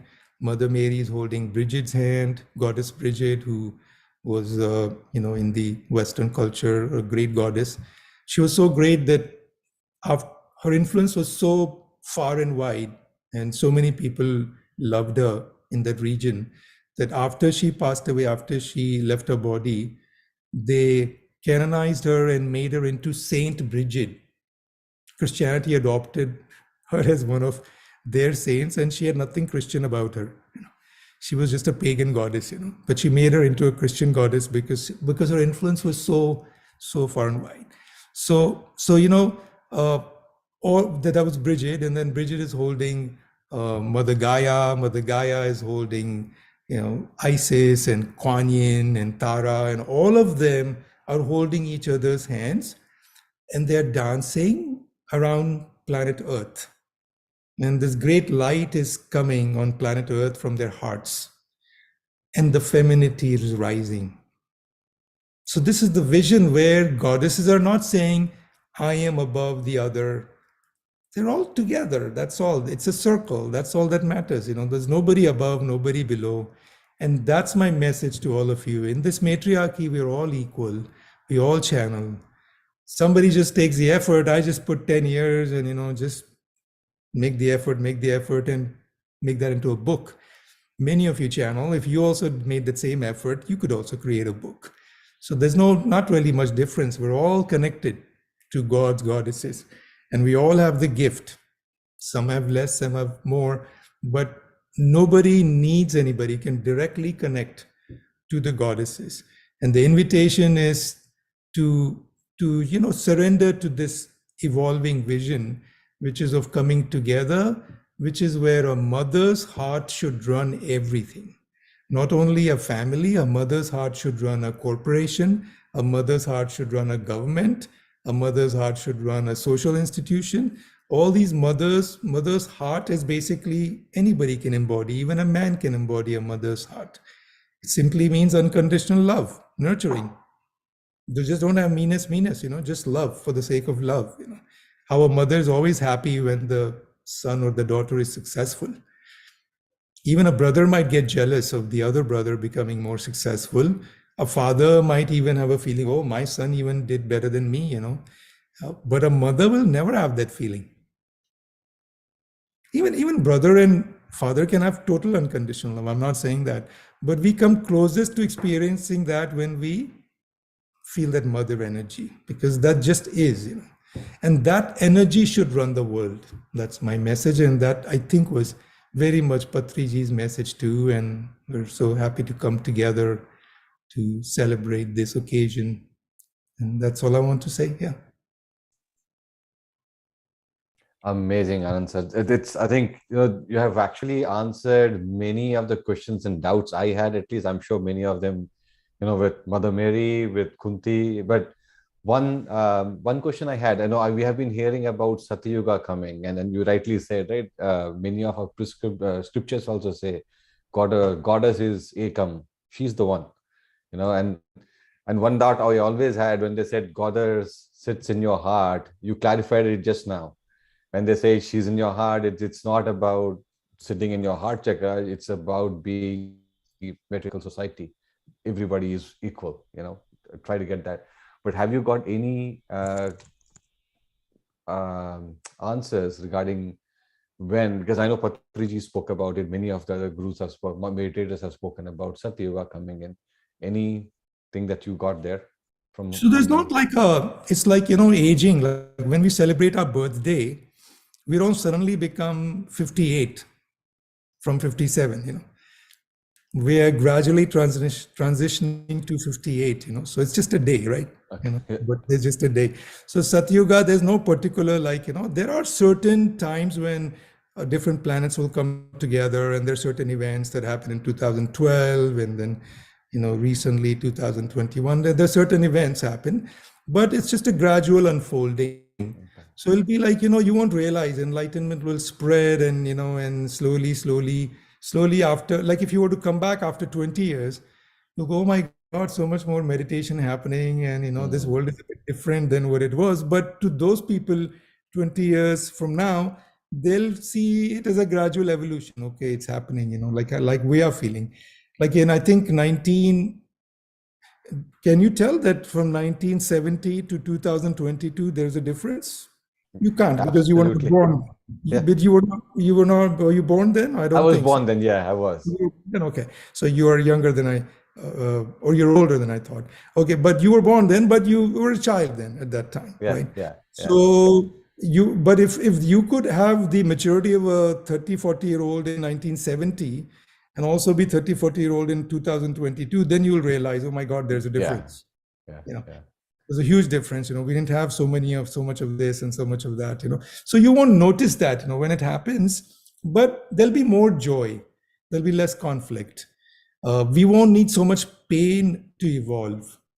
Yeah. Why do we need pain to evolve? Because of ego. If everybody's ego dissolves more and more, we don't have to have these wars. We don't have to have so much of contrast created, because there's no limit to that. We can choose to have more contrast also. Deeper the mud, bigger the lotus. It's not a bad thing. Even if we had more contrast, then enlightenment would be even bigger. Absolutely. That's always how it works, law of opposites, right? But how much pain do you want to go through? It's a choice you want to make. Like, okay, there already has been enough, right? So now it's time to evolve. We don't want to just go deeper into this.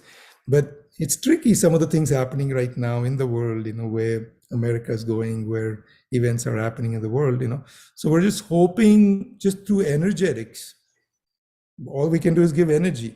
So more meditation, more energy. Anybody who you think is negative, immediately see light in them, whether it's Donald Trump or Putin or anybody, just they need more light, Just send more light in their direction, prayers, light, so that the decisions they make are better for the world. Don't hate political leaders, send them light. Even if Indian political leaders, you don't like somebody, send them light. They need your light. That's the biggest wisdom of goddesses. We can light each other up. How do you do that? By seeing the divine in the other. Whatever they might be. You want to evolve them, see the light in them. Whether you hate them or whatever, that doesn't matter. Every being has that divine soul. So just light it by seeing that light in them, by seeing them. So if we all do that, then Satyuga will come faster. Absolutely. And that excites us too, because I know Patriji talked about Dallas, where we are hosting today as being the world headquarters. And I'm hoping, before Satyuga comes, we become one of the torchbearers to make that happen in US as well. I think it's already started. Yeah. In 2012, I think, the transition. Awesome. It's already started. I mean, Osho would say even this, that in 1990, he would say this, that certain things, meditation already had happened enough that we avoided some bigger calamities. Because in Nostradamus, there are these sayings that, we might have, by now, all kinds of wars would have happened, where much of the world would have collapsed, but it has not. Because through meditation, we've done better, actually. So we should be, as humanity, we should be, give ourselves some credit that we've avoided bigger disasters. I mean, I'm not saying everything, there are a lot of problems, but there's enough meditation also happening. Absolutely. Mm. Thank you so very much, sir. And from all our meditation team, it was wonderful. And I'm looking forward for your next book. Thank you. Hopefully, we'll have you and, listen to you again when we have the next session. Thank you so very much. Thank you. Thank you, masters. Thank you. Thank you, everyone. Thank you. Over to you, Devi Garu. And Anandji, thank you. I'm Devi. We had conversation, but we didn't see each other. Oh, yes. So, Yes. yeah, Yes. thank you so much for accepting our invite, sir. It is such a pleasure for us to have you here and immense bliss. I can't explain in words. And sir, do you have a little time to have conversation? And many people want to. Sure. Let's do that. Okay. Okay, sir. Then I will share one thing first before moving forward. Yeah. And today I am amazed by listening to experience that you're holding book. You're not opening it, but you're holding and carrying everywhere, holding it every now and then.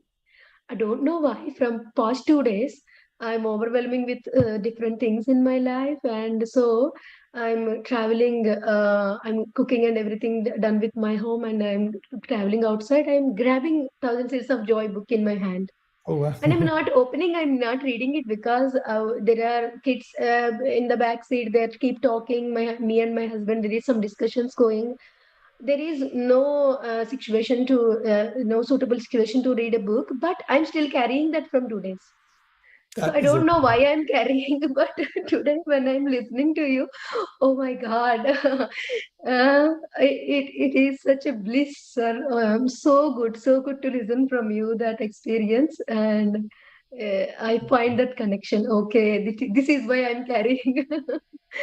That is so beautiful. We naturally do some of those things. And I'm telling you again and again, goddesses are connected to each one of us. So she might be guiding you to hold Yes, sir. It is happening for me when I read Sita in a Untold Story of Sita. A deep connection formed with Mata Sita, and now I'm driven by her guidance from then. So it is a wonderful journey, sir. Thank you so much for coming. There are so many things. Maybe little things we'll share when every time you come. Please give your time whenever you we ask. That is what all we need. And I will call one by one whoever raised the hand. Some Madhu Soniji. Can you please unmute yourself?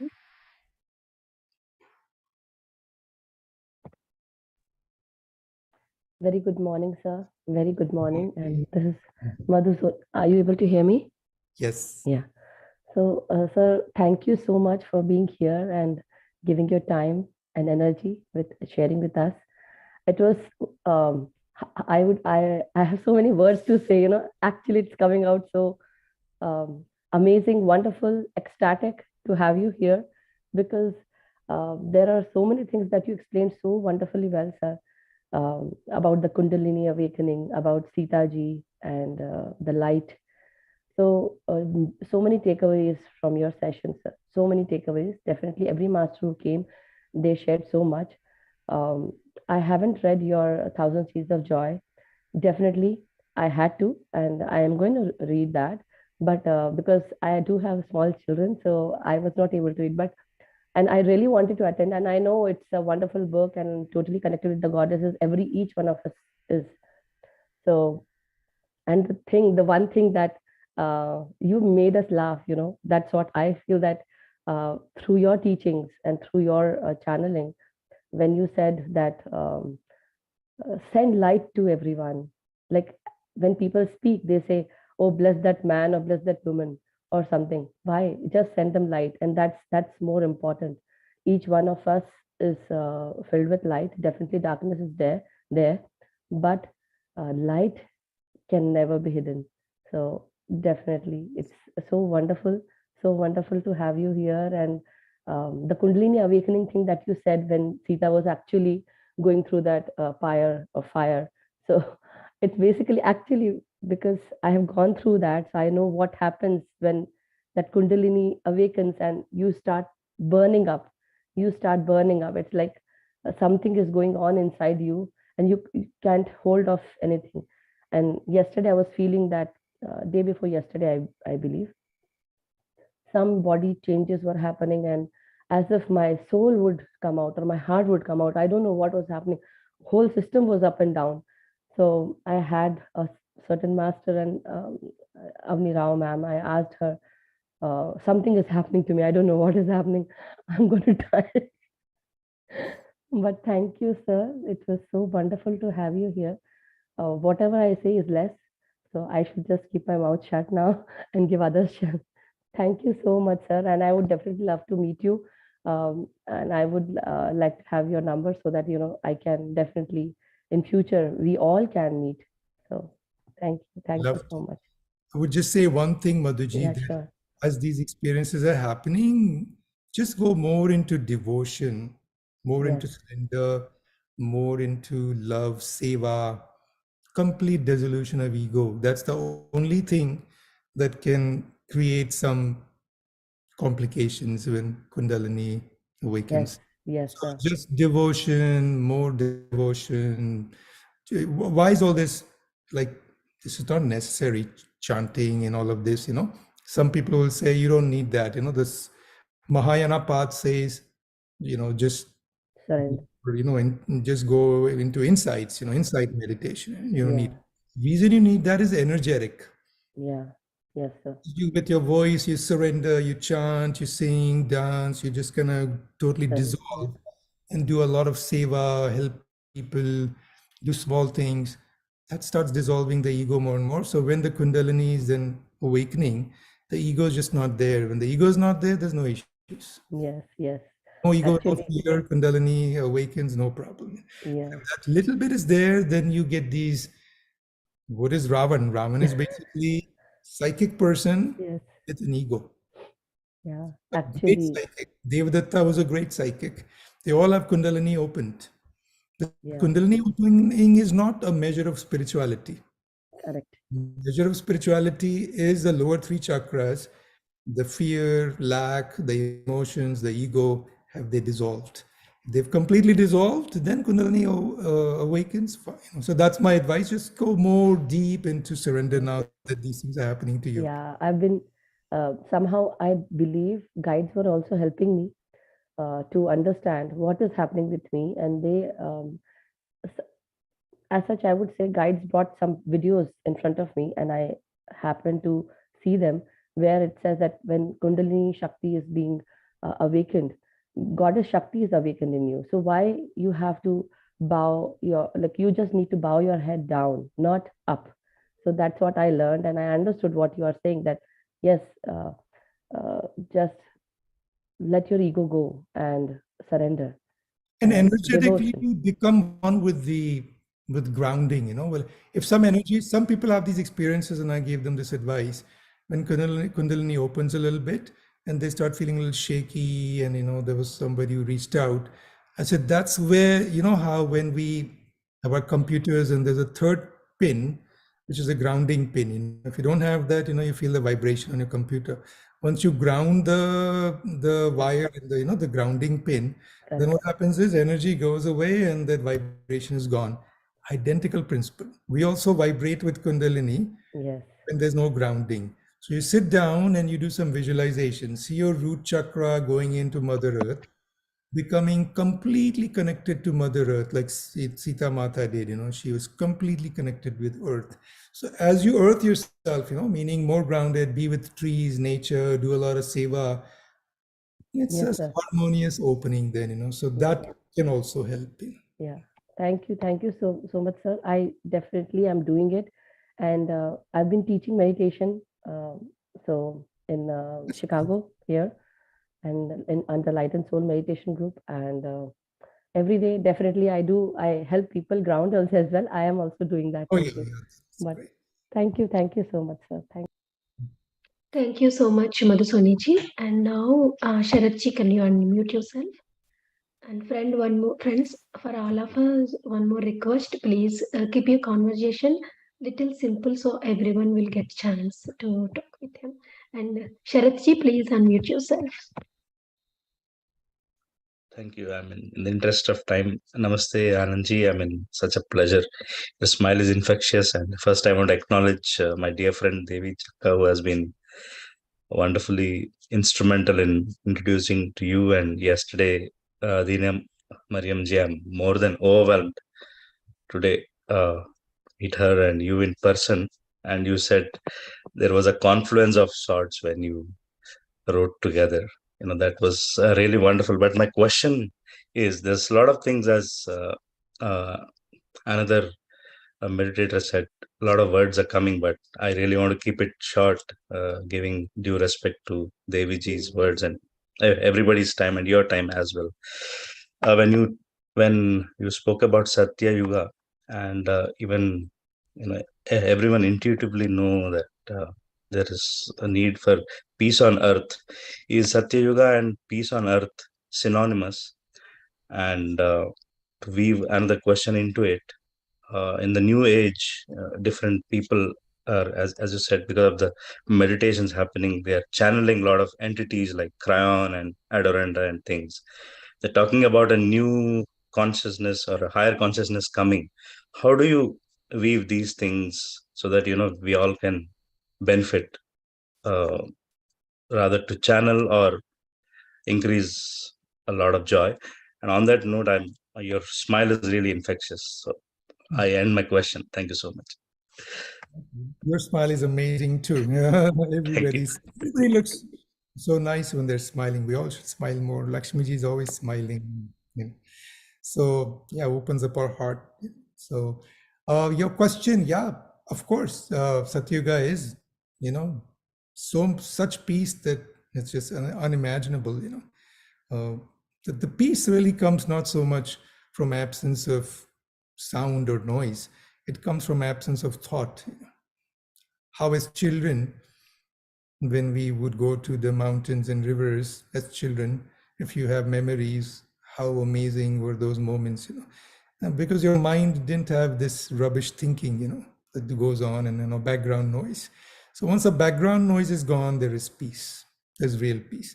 Then even if a dog is barking, you'll feel some melody in that also, joy in that also. I've been in a incident with in Bombay, huge traffic, and I was just in this very meditative state, and even the horns were sounding fine, beautiful. Everything is just joy. So you can be so peace really comes from a world in which you don't have unnecessary thinking, and of course that outwardly manifests into less conflict. If you're full of joy and somebody comes and insults you, you just smile. It doesn't affect. You don't even have a response to that. Okay, so he's reflecting his consciousness. You just smile, right? But when we are not in that, and then somebody insults us, then we shout back and all that.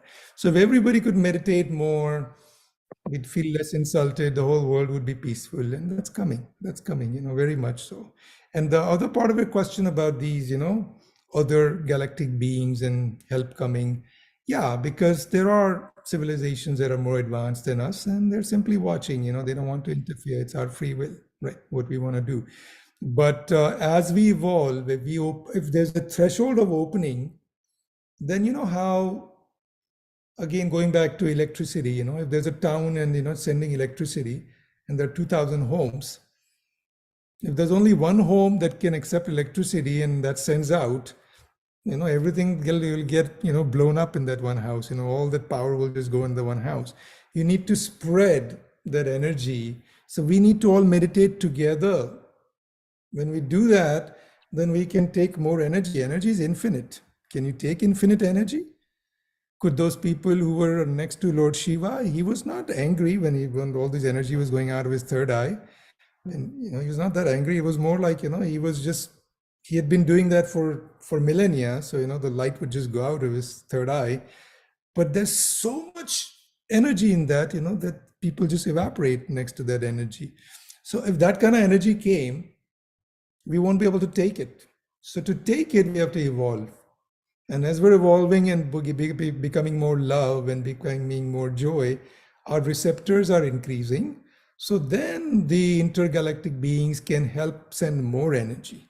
And then we evolve in our dimensions and we maybe go to a higher dimension. But main answer to your question is, it depends on our power. How much can we accept? They're willing to give, but we'll be able to accept more only if our hearts open up with love and less ego, and we become beings of light. And there are millions of us as beings of light. Then yeah, we can draw in much deeper consciousness, and whole planet it can spread on. So Wonderful, wonderful. Thank you so much. I yesterday night I downloaded your book, Thousand Seeds of Joy, on my Kindle. So I'm on that journey. Thank you so much. Wonderful, wonderful question, Sharatji. Thank you so much for coming. Sir, he is a multilingual Osho Sannyasini and a great master and best friend of mine. And now we're giving this to Swapnaji. Can you please unmute yourself? Yes, please. Hello, sir. Happy morning. How are you mm, doing? So, sir, this is the first time I'm ever seeing you. I just had a small experience in the meditation, so I just wanted to share. To be honest with you, I know about the book Thousand Seeds of Joy. I just opened, I read only the first, very first page, and I closed it. I did not get chance to read it back, but that is on my list. I'm going to read it for sure. And so today's meditation was really wonderful when Devi started singing. And I don't know when you entered into the Zoom, but the last song before she ended, the last second song, I saw a small boy who was singing that song. I was right next to him sitting and he was singing. And when I came out of meditation and when I saw you, you were exactly looking like him. So it's like exactly you. And I was like, oh my God, I need to share this. And the last song, Devi, when you were singing, you and me were sitting right next to each other and you were singing that song.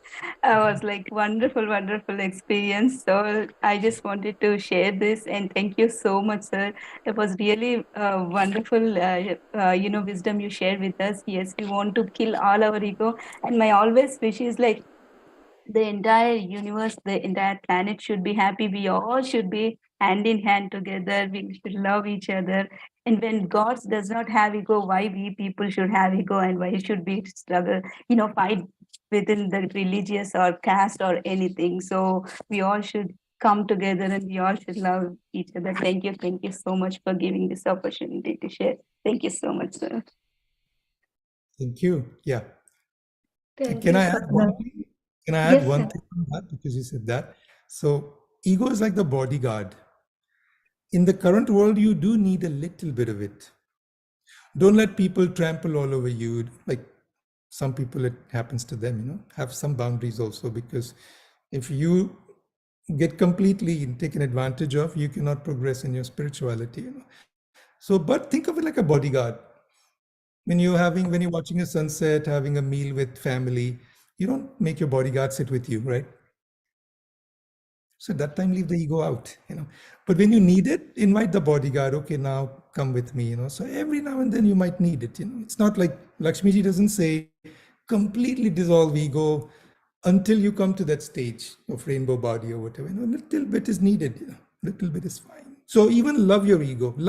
Thank your bodyguard. Thank you, my ego, for, I know you're trying your best to protect me, but I think you overdid it over there. So next time, don't overdo it, but I love you, That's how you treat your ego. Thank you, sir. Wonderful, wonderfully said, Anandji. We are mastering our ego and then we are making friendship with our ego and using Exactly. according to our situations. Wow, what a wonderful. You don't need it always, but sometimes you may need it, if you're being taken advantage of in a very, not in a simple way, but, then you do need to stand up. Yeah. Yes, yes, Sharanji. Wonderful. Yes, everything have purpose. So ego also had a purpose. So wonderful, sir. Joshna ji, can you please unmute yourself? Thank you so much, sir. Beautiful wisdom today, and love your book, Thousand Seeds of Joy, especially the chakra system, how goddesses gave their wisdom. like how like we just have to work on the 3 lower chakras and they will take care of the upper chakras. That had a huge impact on me. And whenever like I see some emotions or some fears, I used to write it down. Okay, what should I do? And they give like eat more green vegetables, be grounded. It was so detailed, yeah. And I got stuck on one question from that book. It was written like 80% of the earth are still in root chakra, still working on root chakra. So whenever that comes, like I used to think, okay, that book is written in 2019, maybe some numbers have come down. Or come up more. Oh, come up means like, okay, 80% of the earth is still in root chakra. So 85 or many people are coming. Now they must have maybe evolved more, right? Time is gone. So maybe now it's 75%, maybe more have come to second and more are moving to third, because that's progress, right? Okay. Yeah. Right? If you think that the world is getting better, but if you think the world is getting worse, maybe it's 85%, right? That's how you think, right? So I think more people are evolving. So I think this message came 10 years ago. So we're all evolving. One way to know less people in root chakra is look at even some economic indicators. Has poverty increased? As root chakra is all to do with economic health, poverty, all those issues. So if the world has got more food to eat, if we don't know that, we'll have to look at the data. If that is true, then maybe we are nourishing the root chakra a little bit better. So people who have completely open root chakra, there's no issues. They can be like Sita or Buddha, like they say in the book. And Sita Mata was in the forest, and even as a young child, she would walk around everywhere, and there's always danger, but that's all in root chakra. Her root chakra was open, so the danger will never come to us. She would always find enough food to eat. So when root chakra issues are not there, the physical issues are not there. Disease, and there's always and fears are not there, and so most of the world is dealing with that. That's why she said 80%. I mean, look at, so many people don't have enough to eat, and now we're progressing, we're evolving. Thank you, sir. Is that what you want to ask? Yeah. Every curse is a blessing. Besides this recession and this diseases also, yeah, we are coming together as a group trying to change. Yeah, thank you so much, sir. Good for this. Thank you, Joseph. Thank you.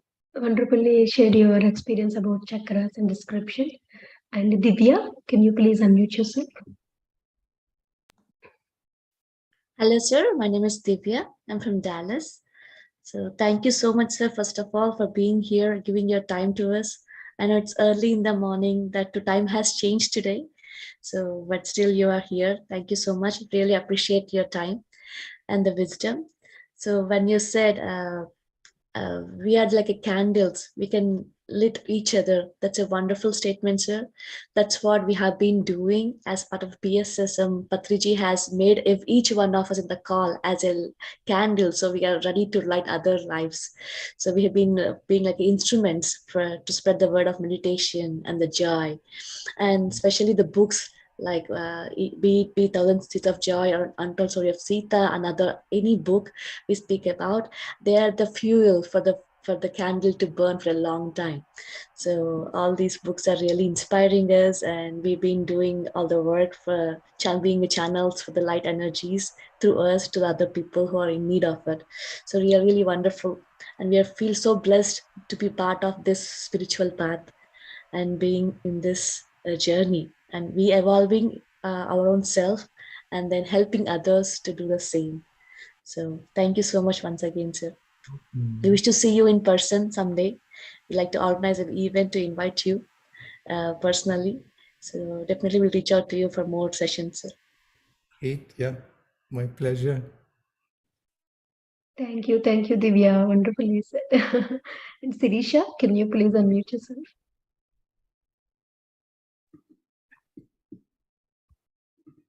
My immense gratitude to you, Anand Karunesh. Such a wonderful book you introduced us.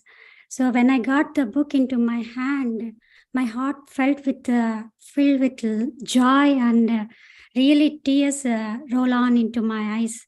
When I touched itself, I felt so much energies and I felt joy. Each page, it's giving us, it's enlightened us actually. Whichever page I opened, so many truths you have revealed through that book, and still I'm listening from Saroja Gullapalli madam. It's 85 episodes she's doing. Yeah, it's amazing transformation is going on through that book, Anand Karunesh. It's a really wonderful book. My koti pranams to you.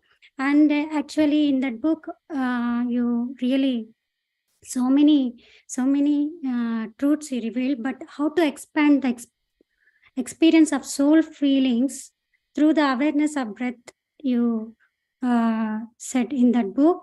So just elaborate in that, and how can we develop awareness during meditation, particularly in the longer meditation sessions? That's my question. Yeah, so very good question. You know, there's a concept called visualization. You know, that's kind of how the mind is connecting with the soul. Even though we say body is also very much needed, but the gift of visualization, you know. So there's a way to just visualize soul feelings. How do you do that? Think of all the moments in your life where you felt that complete unconditional love, where you felt complete oneness with nature. There must be some moment, and generally they are in the childhood, because we lose it. But think of all the vacations you've had. Those are the times when we feel that oneness. Vacations are really when we are meditating. It's people who don't have much discipline, not that only people who have discipline, they can do that, but generally people who don't meditate, they take a vacation, it's the same need they have. They want to get away from it all. They don't want to be thinking about their house, their issues. Go on a vacation, and for some time, the same house, same things just reminds you of the same issues. Why do we feel like if you come here where I live, for you it'll be a vacation? For me, it's the same reality, right? For those people who live in those places where these people go for vacation, for the people who are living there, for them it's not a vacation. Why? Because every day it's the same place they look at, right? But you look at a new place, so your old issues are not there, right? So all these places where you have had good memories, childhood, vacations, where you've been now beyond the mind, that is when you knew soul feelings. That's when you know love. That's when you know joy. That's when you know connection. So visualize. Okay. Visualize that, and then do some breathing and just see these feelings. Visualization is one part which comes back big in these parts like Vajrayana and some of these new writings that are coming with Goddess Parvati. It's a great gift we have. Like right now, you can visualize it's actually happening. There's immense rivers of light. Like imagine like rivers are of water. There are rivers of light coming from galaxies onto Mother Earth, into you, into your body. There's something you're not feeling well, something, imagine these rivers of light coming into you. That's visualization. And you do that with what we call portals. So there's another workshop we do with Kuan Yin. It's about these portals. A portal is any place in nature that you've connected with, which is like a natural place, like a mountain, like the sun. It can be a goddess, god also. Portal can be anything like that. And visualize the portal, invoke it, and just see the energy coming. And that will get you a deeper sense of soul feelings. So with breath work and with some visualization, going to your childhood and, so you can do it. Yeah. Does that make sense? Okay.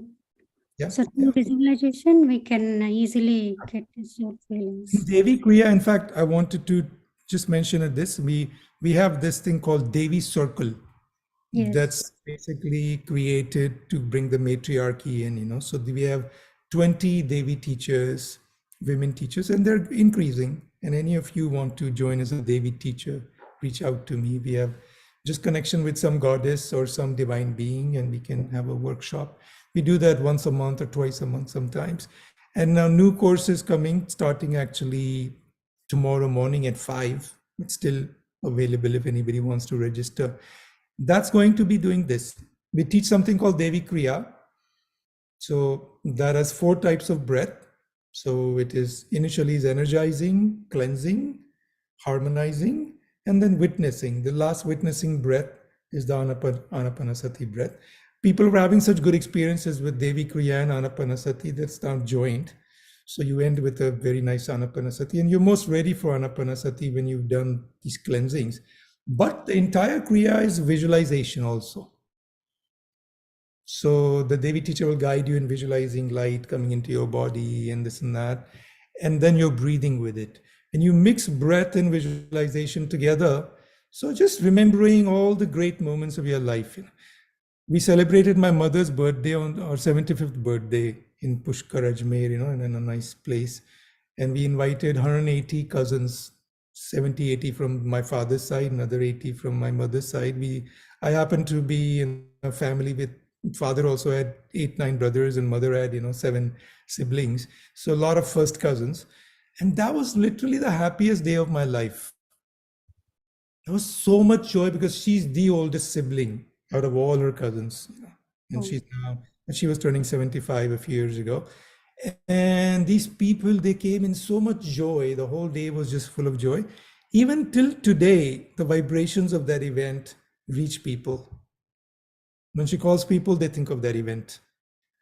So much joy that happened, So our past has a lot of resource. When meditators say, don't think of your past, Lakshmiji says, that's not the right way. It's how you think of the past. Think of the past with gratitude, with great memories, not with craving. If you're missing something that you had in the past, just have gratitude for that you had that in the past. Just invoke gratitude. And gratitude will take care of it. Then the past is okay. So past is a good resource for visualization. All the great moments you've had, you'll have gratitude for that and bring them in your life. And that's inner child meditation also. Go to the child and add joy to that child. So there's a way. This is a path of union. Matriarchy unites everything, even past and future. It unites into oneness. We don't exclude anything. Everything can come together in oneness. So breath and visualization, that's your answer. Both will work. Okay, breath and visualization both will work. Wow, well said. And definitely PSSM masters all wanted to meet you in person. So definitely we will plan and meet you, sir, soon. Thank you so much for accepting our invitation. And today we are very blessed to having you here. Thank you so much. Thank you, Devi. Thank you, Sirisha. Thank you so much. And thank you for your time, Anandji. We have one more person. She is from Atlanta. Our darling Sheetal. Sheetal, please. Namaste, sir. It's so great to have you here. And I want to say that, that book transformed me so much. Ever since I read that book in 2019, like I became a different person. I became so gentle with that book, I can say. So gentle, so centered. And after reading that book, like, lot of learning came into my life, right? A lot of learning and the opportunity to serve. So many things came into my life with that book. And I gifted that book to many of my friends. I was thinking, I wish they could read. I wish they opened that book and read it. But now I know even having the book is doing the magic in their life. So I am very happy to know that. And yes, and these 2 days are filled with lot of energies of goddesses. Sir, thank you so much. And seeing you itself, like, presence of all the divine beings, and very, very grateful. And I always had this question. I start my meditation with, as you mentioned, visualization. I invite happy thoughts from my past, gratitude, kindness, compassion, love. And like from the childhood or like, my college days, I just bring it for 1-2 minutes. And then I become so happy, and then I go into meditation. It was working fine. I had that, should I do it? Or I was just thinking 3 days back, should I do it or I just sit in meditation? But you gave the answer. Okay, that is a way to do it too. So wonderful, wonderful. Thank you so much, sir. I just want to express my gratitude to you. Thank you. Thank you. Thank you, Sheetal. That was wonderful. Sir, Ananda Karunesh ji, and you gave us time more than we asked for. Thank you so much. I see one more raising hand. Can I ask him to talk? Is that okay for you? Sure. Oh, thank you, sir. And Shanti Priya, please. Yes. It was a great place, Anandji, to listen to you today. I always had this question whenever I see people who are in troubles or something like that. I don't know what to do. Like, what to wish for them? Because I'll be seeing the world in a keyhole. What is good or what is bad for that? If somebody is in need of money, should I give them? Or I was not able to judge. Should I pray for them to have a something, whatever they need? And then, because I always had this question, because I'll be seeing the world in a keyhole perspective. And today I got my answer. Like, just I should pray for them, because you said like sending light for them. So that was a really eye-opening for me. Thank you so much. Yeah, I would just add one thing to that. Many times we have these questions, even in India, when I go to places, there are beggars around begging for money. What do we do? Do we give them money? Does that encourage more beggars to come there? Then some people say don't give money because that encourages a problem. How do we deal with this, right? So if you think logically, there'll be different answers, Somebody will say, oh no, that old person is so old, they can't be doing that. You have to give them money. Or my mother will always say, no, always give money. So how do we, there are different answers to this, but the different answers are in the mind. So of course you send them light as you're doing, but then if in a moment you get the urge, maybe I should give them something, that's where you don't use your mind so much. Put your hand on your heart and ask your body, ask your soul. Because everybody has a different journey. Maybe that person needed some of your help at that moment. And maybe just giving light was not enough. Maybe they needed actual money. But who would know that? Your mind will not know that so much. Your body and soul will know that. Ask your body. Your body never lies. Body is much more connected to your soul. So just take a moment, take a deep breath, and ask yourself, should I do a little bit more? And it says, no, it's fine. No, don't do anything more. Then it's fine. But sometimes the answer might be, it's all different situations. So sometimes the answer might be, no, right now you need to do more. Yes. So that could be, but use body and soul, and then your divine beings, for inspiration. Mind thinking, people just get in the head, no, we should never give any money, or we should always give money. Both are extremes, That is just a mind talking, So. Thank you, Satiji. Thank you so much. Anandji, today, don't know why, I feel so much of oneness with this stage and everything. It relate with that book experience that you're holding. And 1 week before, I got a call from my friend from New Jersey. She's Anita. She asked the same question as Santiji asked. And I said, at that moment, just be with your breath, listen to your heart, and then do what you want to say. It is different with anyone. Same answer I gave by listening to the same thing from you. I feel so good. It's an immense bliss today for me. Thank you so much for your time, Anandji. Thank you. And before you coming, 10 minutes before, I felt like, connecting with Devi energies and chanting some slokas from Lalita Shastram. And I started doing that. And she said at that time she saw you as a boy, and when she opened her eyes, she saw. So I felt like, oh, I kind of created that energy with the guidance of Mata, and so I feel so many things. I'm not able to explain everything, but thank you so much for coming, Anandji. So thank you so much, and thank you, friends. Thank you, And everybody. Yeah. Thank you so much, sir. Love you, sir. we're looking for more Thank you for sessions from such you. wonderful Thank wisdom. you so Thanks much so for much. joining. Thank you. Thanks for your Thank you, Devi. Gratitude, splendid time. gratitude. Thank you for your presence, Thank sir. you, Thank sir. you. Thank you, Very sir. wonderful and Thank you beautiful so much. session, sir. Wonderful session. Gratitude. Thank you Anand. Thank you, Sheetal thank ji. You అమ్మ దేవి, చాలా బాగా పాడారు మంచిగా. Thank you. Please come again, sir. ఎక్కడికో connect అయిపోయాం చాలా.